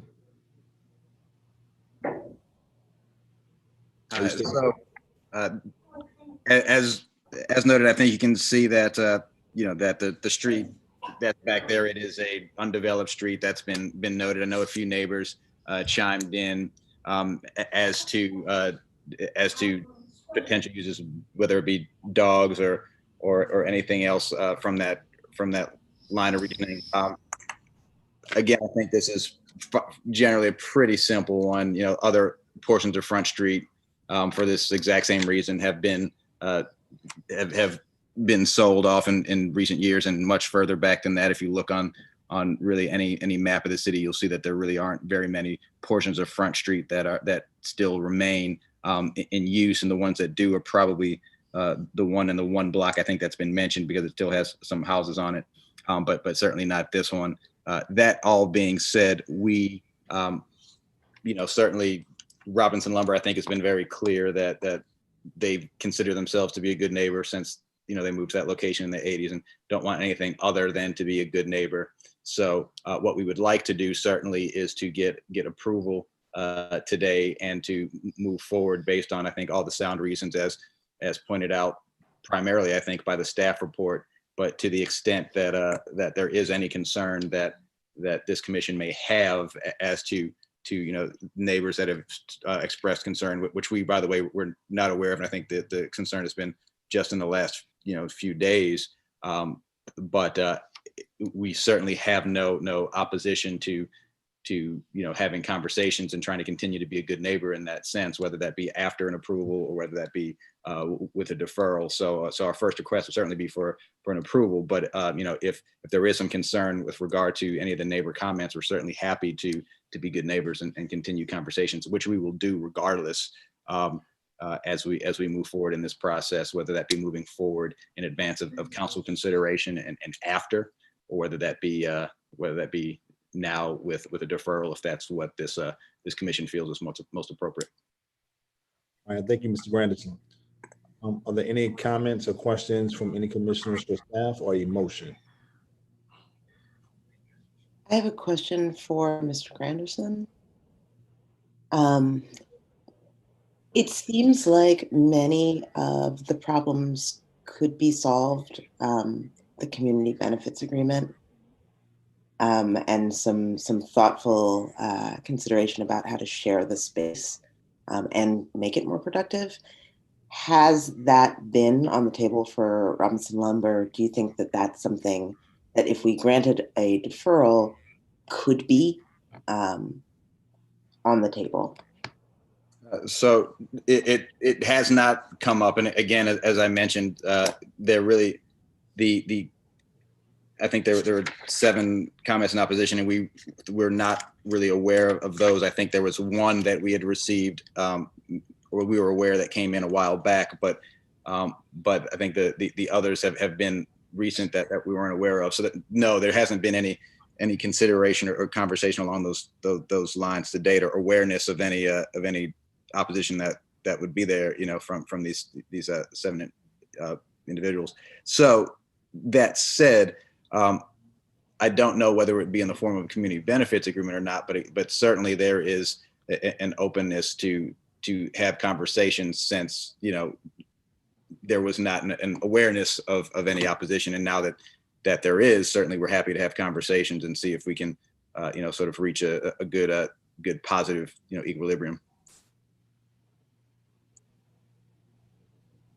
I have a question just because my internet was unstable when we were discussing the docket items. Miles, are you representing Robertson Lumber? Is that correct?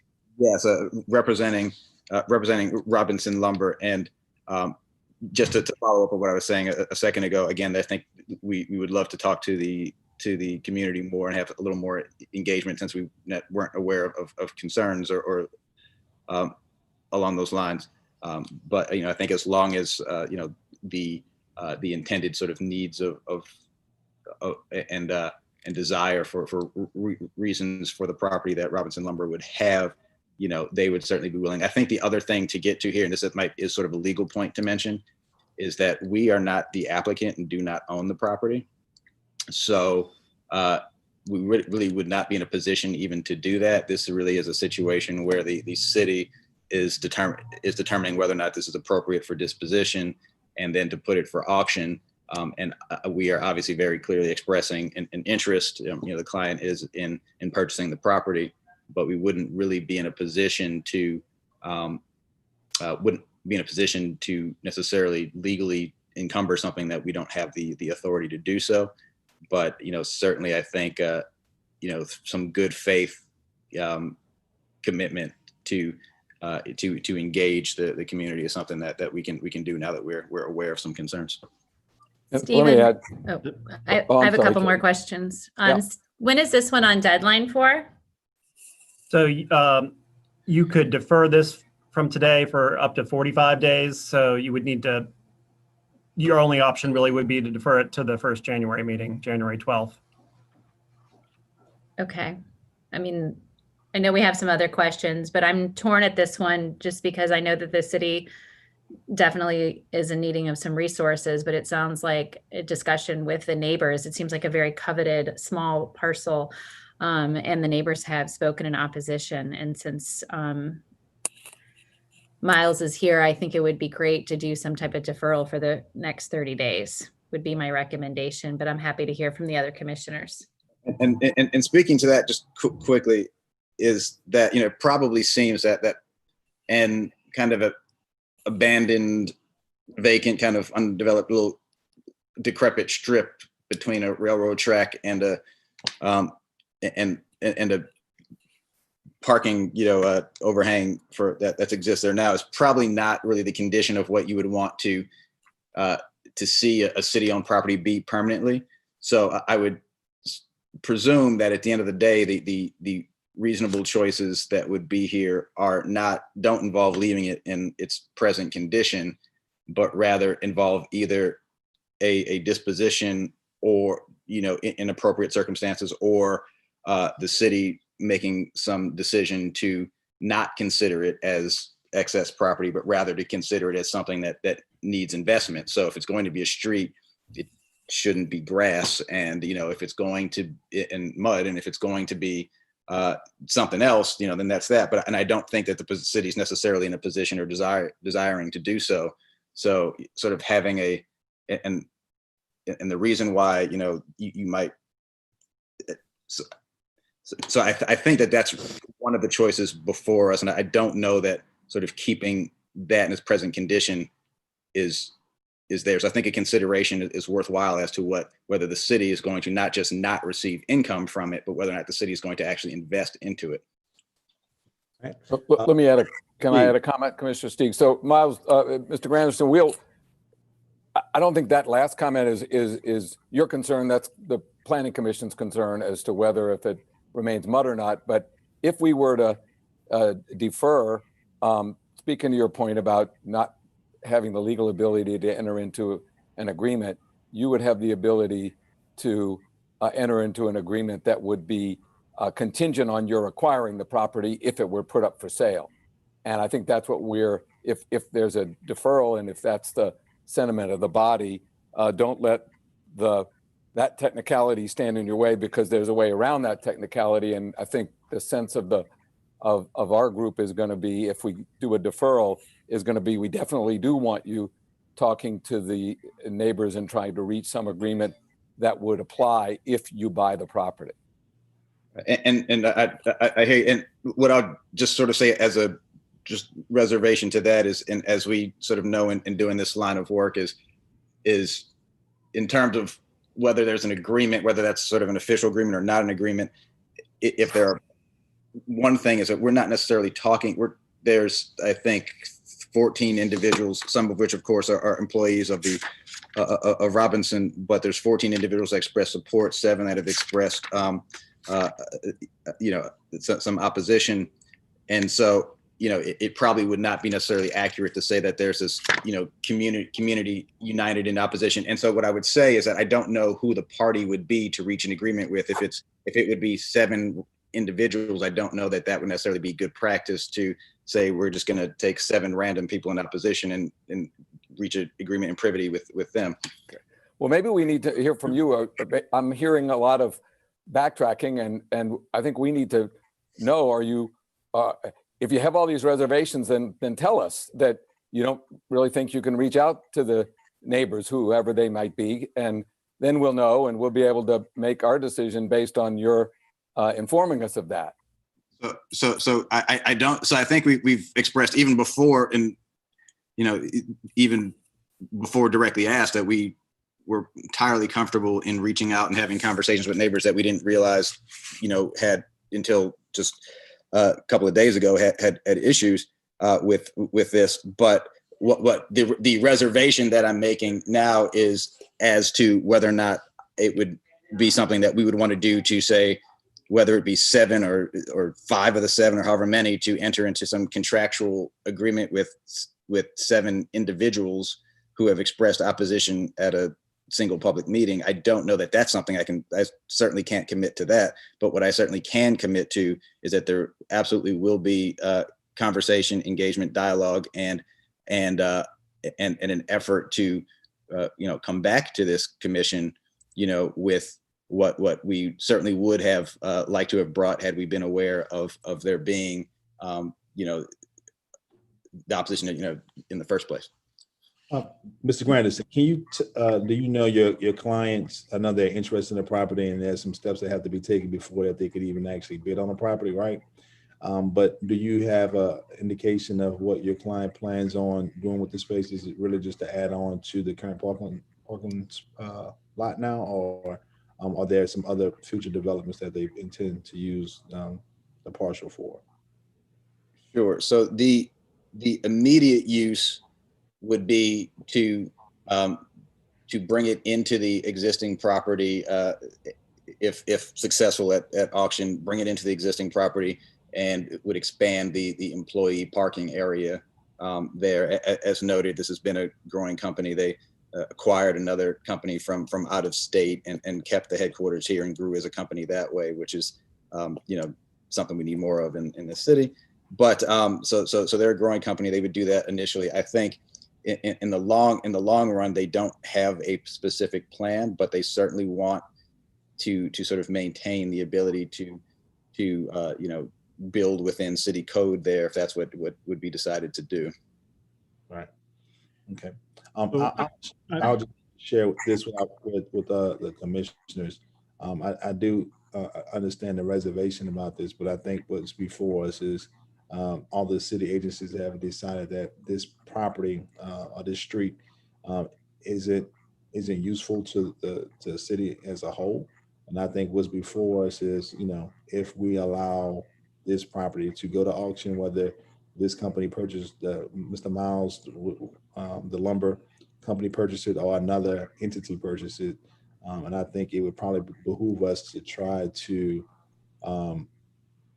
send it back to Mr. Granderson to speak with neighbors, and then someone else purchased it at auction, which would kind of divert from the whole thing that we're looking at trying to prevent. So that's just something to kind of keep in mind as we move forward. Thank you, Chairman. Question for staff. So I just want to take a step back on process, because this has happened a couple times since I've been on the commission, and typically there's very little public comment on it. So how does a city street come to be in this position? I appreciate some of my fellow commissioners' comments on the resources, but the city isn't out looking for streets to sell. So how does it come to a place where one of these pieces of property is put in front of us and proposed for disposition in this regard? Sure. The city does not consider this to be a street. The city considers this to be a right of way. And I don't know that it has ever been a street. That would take some research, but I'm sure it would be decades ago if it had been. It's in a condition now where it's sort of like a sort of driveway-esque, but what they come to us through the Department of Property Management, Division of Real Estate and Records, which is always looking to dispose of excess property, especially if that property can be put back into commerce. So this is something that was solicited, or this is something that they came to? I mean, like, I'm truly curious about how one of these comes in front of us. Sure, if Robinson Lumber solicited the city, sometimes that does happen. That an adjacent owner will see a piece of property owned by the city and contact property management. But also, property management is in the process of trying to sell as much excess property as it can. Because this is one of the only times we had not dealt with one that connected two streets. Everything else was a kind of a terminus, a dead end, like up into the levee wall, for example, and someone had property on both sides and was developing. Like, those were the only ones I had remembered seeing where there was a surrounding and a terminus. So this connecting two streets is the first time I'd seen something like this. So I was just curious. So thank you for that, Paul. Commissioner Wiegberg, and let me just add that in my experience, it's almost always a private party that, unless it's a big parcel that the city's going to realize a lot of revenue from, it's usually there's a private party that wants that a paper street isn't, or paper right of way isn't being used, and it's next to a property and they want to acquire it, and the process has to go through a public bid. So the city has to formally declare it to be not needed and put it up for sale. But it's usually at the behest of a private party. And this, as a right of way, this makes more sense because we've dealt with that before too, where even in the midst of blocks with the subdivisions, a piece of property just is in its essence floating. And Rob, that you cut to the chase. That was my assumption as well. So I think it's a little bit of a complication here because there is, though it is the city that is selling the property, it is certainly a single point private interest in terms of the disposition of that. And so I think there is a need to face front to the neighborhood and talk about what that would look like. Even, from some of the comments we got before, even if it was a splitting of the property and an improved sidewalk in the back, or some way to have some egress and accesses for bikes and dogs, and then all the fun stuff that was listed by the opponents. Rob, that was my assumption as well. And so I think there is literally a path to finding resolution. Paul Kramer. Oh, sorry, Mr. Grandison, let me just ask one clarification first. Paul Kramer, you said it was a right of way, but it is owned by the city, right? Correct. It's not a servitude. It's owned by the city. Correct. So when you say right of way, that means it's not a paved, in the street I'm looking at right now, the area between the sidewalk and the pavement is technically the right of way, which the city could pave if they wanted. If they wanted to widen it, and they own it. So this is a piece of the street that's owned by the city that just happens to be not paved and being used as a street right now. Right, it's unimproved. Good, I just wanted to clear that up. Sorry, Mr. Grandison, I didn't mean to interrupt you if you had something.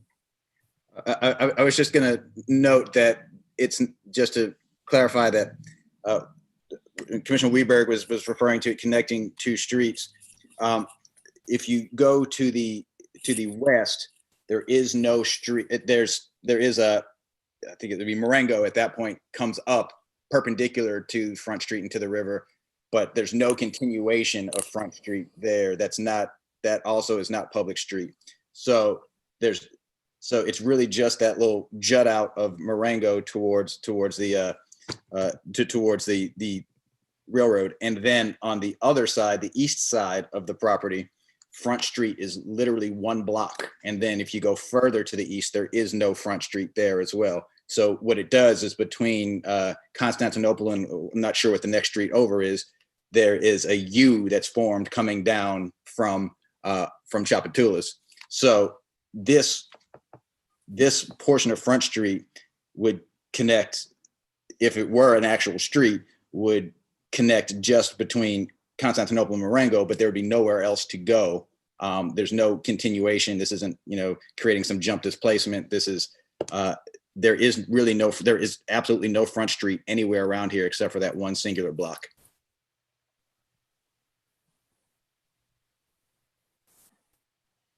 All right. Any other further comments or questions from any other commissioner? Yes, Commissioner Lund, I mean, I understand that these comments from neighbors have come in very recent. And I understand not wanting to give up any type of amenity or access, increased access in a crowded part of town, becoming more crowded. But from the city's standpoint, I just don't see a practical reason for the city to be responsible for this portion, this little piece of property that doesn't really connect in a way that helps any city agency. Or so I'm inclined to just agree with staff's recommendation, but I do think it's a good idea to wait and hear and have them speak more to neighbors, just because so much of this is are recent concerns that have been expressed. I agree. I think going to the neighbors would help, although the city doesn't have an immediate use or future use, as it seems, for this piece of property.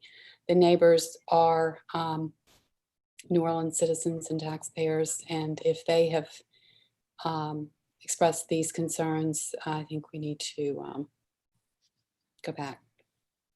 And I just want to step back because I'm looking at the map, and while I can appreciate what Mr.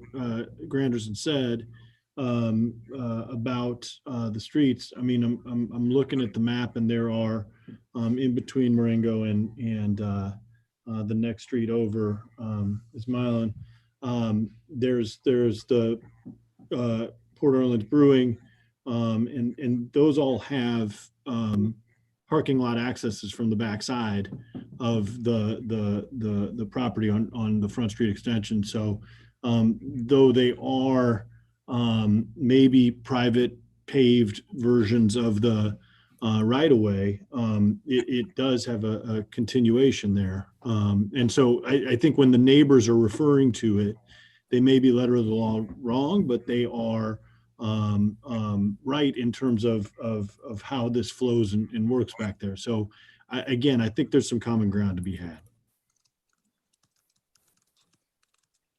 And maybe one other point just to consider here, of course, is that, again, as not being the property owner, there's certain commitments that can and can't be made, and understanding what Commissioner Steig said, of course. What I would also note here is that this when the city puts a property up for auction, it puts it up at fair market value, and fair market value does not include necessarily substantial encumbrances, right?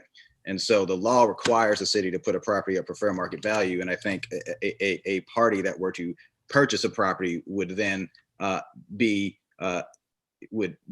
expect, what you get for fair market value and paying fair market value. So I think that's just perhaps one thing to consider. And then the other thing is this: I do think that there's a decision to be made.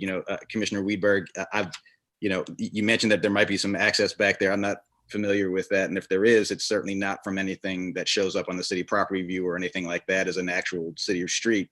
But if the city is desirous of using that portion of Front Street that we're referring to as a street, we are a first-class city where we cannot have grass and mud considered to be a public street. So I think, honestly, if we're going to call that a street, then we have to spend the 150, 200 grand it costs to repave the street, not including any underground utilities. And then on top of that, forego the money that would be gained from the sell-off. So I do think that, of course, Commissioner Stieg is right. That's not technically my consideration. Actually, technically, probably not even the commission's consideration. That would be an administration decision. But it's just worth noting that if the real world consideration is we're leaving, sort of an ugly strip of land there that might occasionally get used by a delivery truck that's lost, then that's one thing. If it's that we're going to, as a city, make a different choice of what to do with this property, that's another.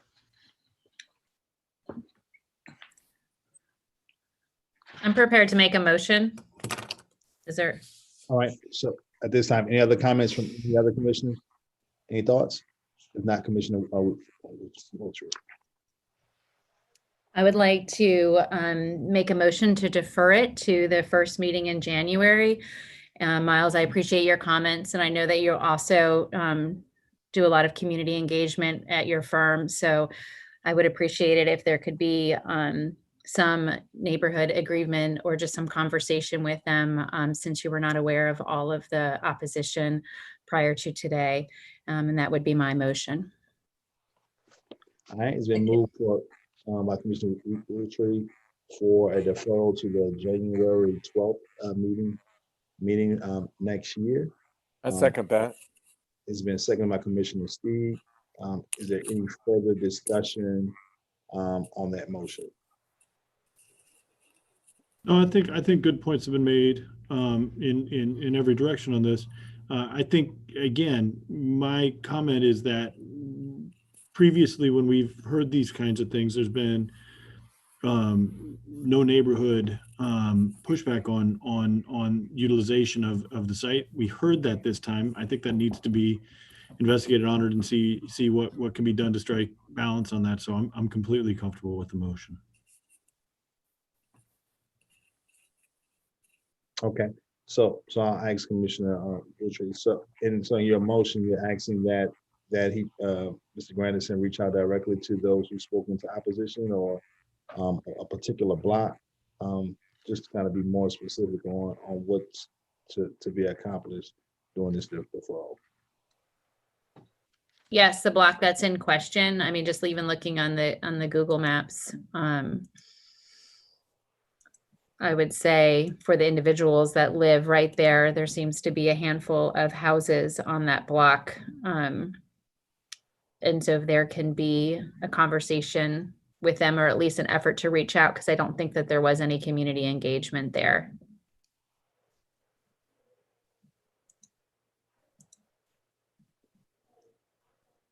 Okay. Any further discussion on the motion that's on the floor? All right, if not, I'll call the question. Commissioner Brown, Yes. Commissioner Flick, Yes. Commissioner Lund, Yes. Commissioner Mobley, Yes. Commissioner Marshall, Yes. Commissioner Steve, Yes. Commissioner Stewart, yes. Commissioner Moultrie, Yes. Commissioner Weberg. Yes. All right, unanimous support for deferral to January 12, 2021. We'll continue on to property disposition 00420, which we didn't include any public comment.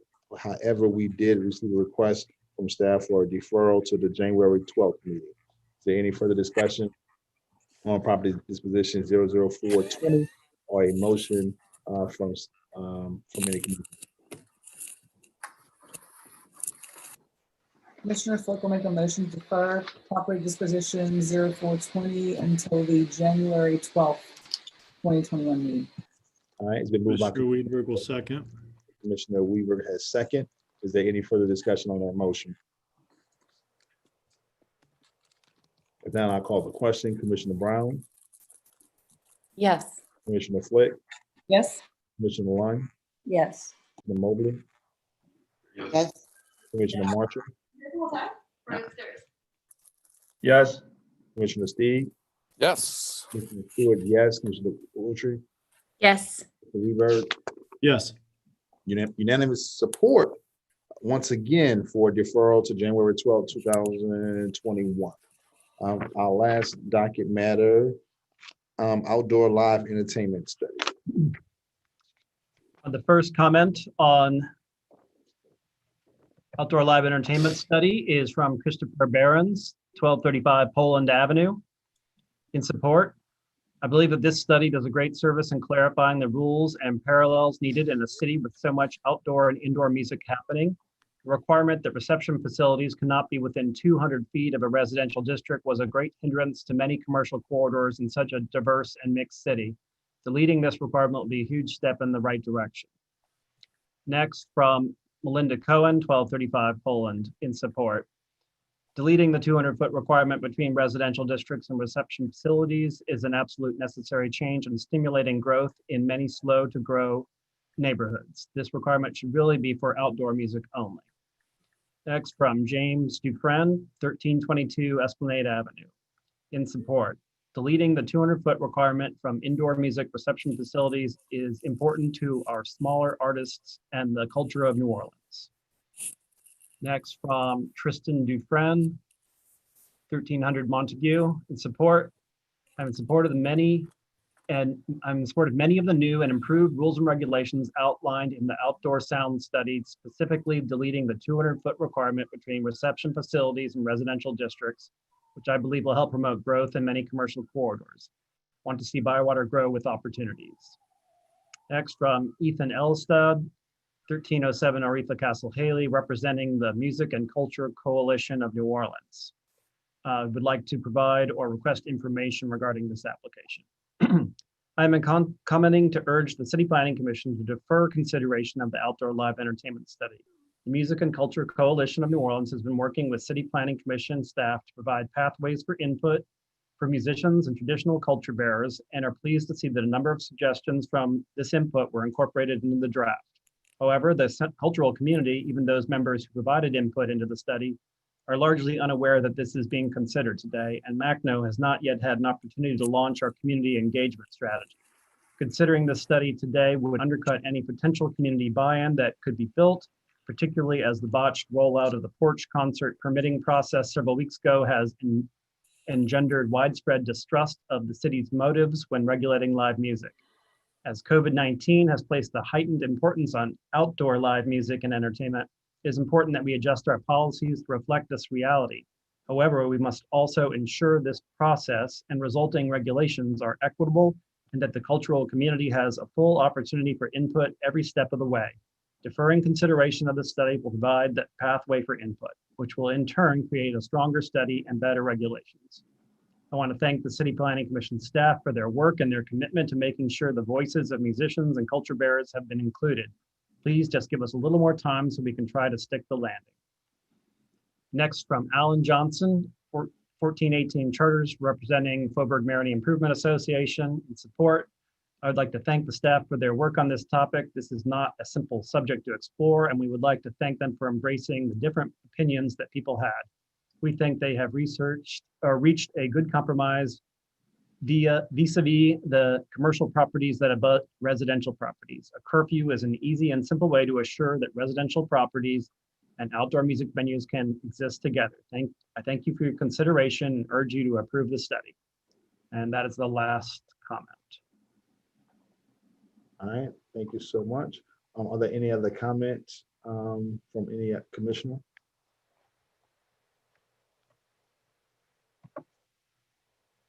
Any additional comments or a motion to move this to the city council?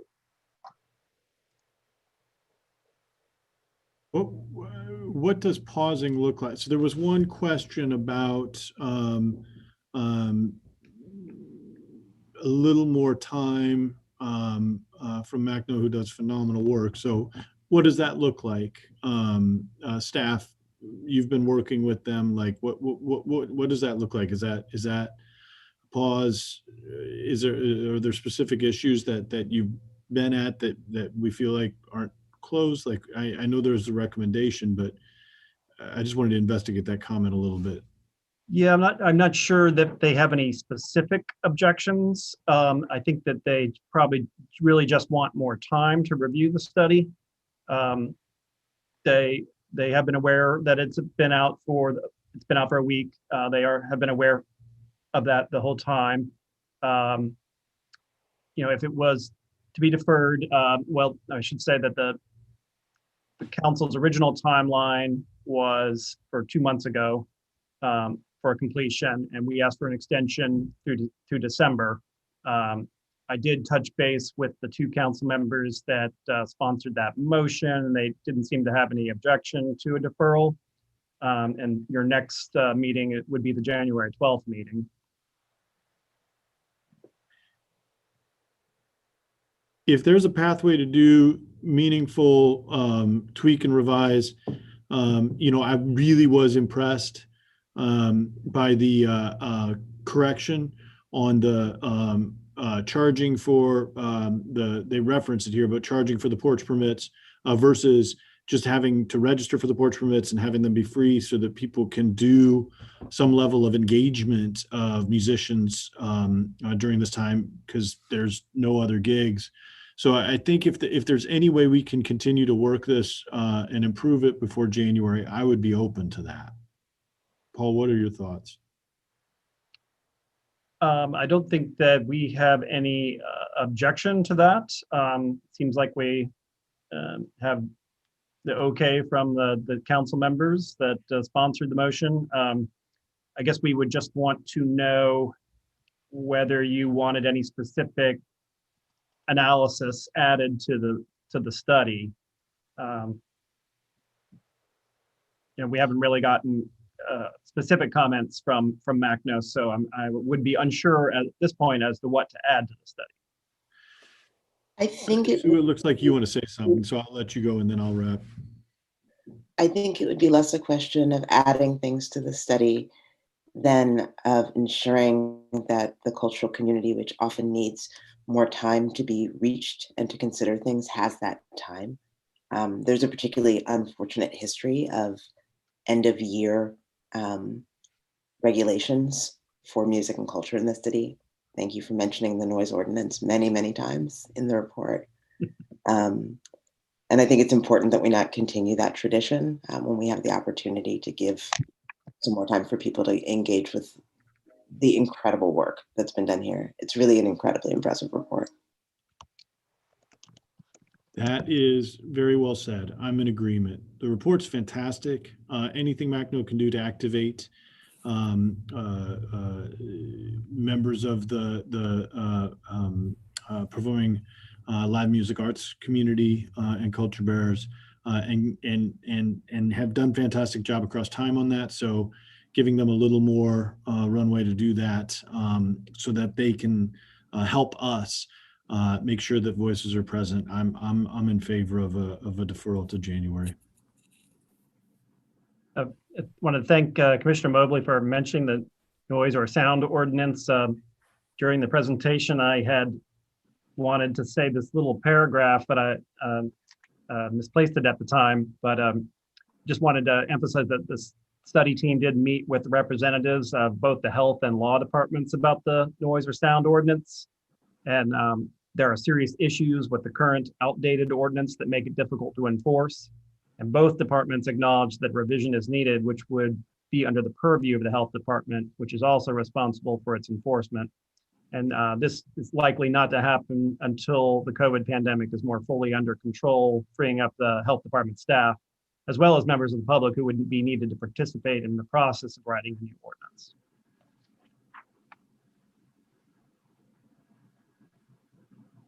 All right, any more comments or concerns, questions about the study? I just also, I'm sorry, Mr. Chair, I just want to also acknowledge Joseph and Emily. I think, I don't know if Emily is on, but they're both valuable members of the study team.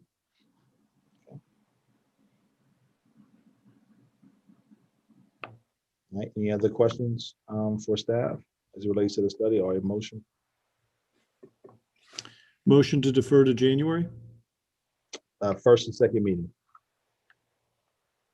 What makes most sense, Paul? Because I know that we're up against a complicated time, so maybe second meeting? Up to you. No objection to either choice. Then let's do second meeting. Okay. It's been moved by Commissioner Weberg that we defer passing the study until the second meeting in January 2021. Is there a second to that motion? Commissioner Mobley seconds. The second by Commissioner Mobley. Is there any further discussion on the motion for deferral? Being none, I'll call the question. Commissioner Brown, Yes. Commissioner Flick, Yes. Commissioner Lund, Yes. Commissioner Mobley, Yes. Commissioner Marshall, Yes. Commissioner Steve, Yes. Commissioner Stewart, yes. Commissioner Wiltshire, Witchery, yes. and Weaver. Yes. All right, unanimous support for the motion for deferral to the second meeting of January. At this time now, I think that concludes all the matters that we had on the docket. And we don't have any committee reports or any additional anything additional to handle. So the chair will entertain a motion for adjournment. I will make a motion for adjournment, but I do want to point out that Marshall comes before Mobley when you're calling roll call. I know you you skipped Commissioner Mobley and wanted to make sure you got her, but I just wanted to make sure that you were aware for the record that Marshall does come before Mobley. He's letting ladies first.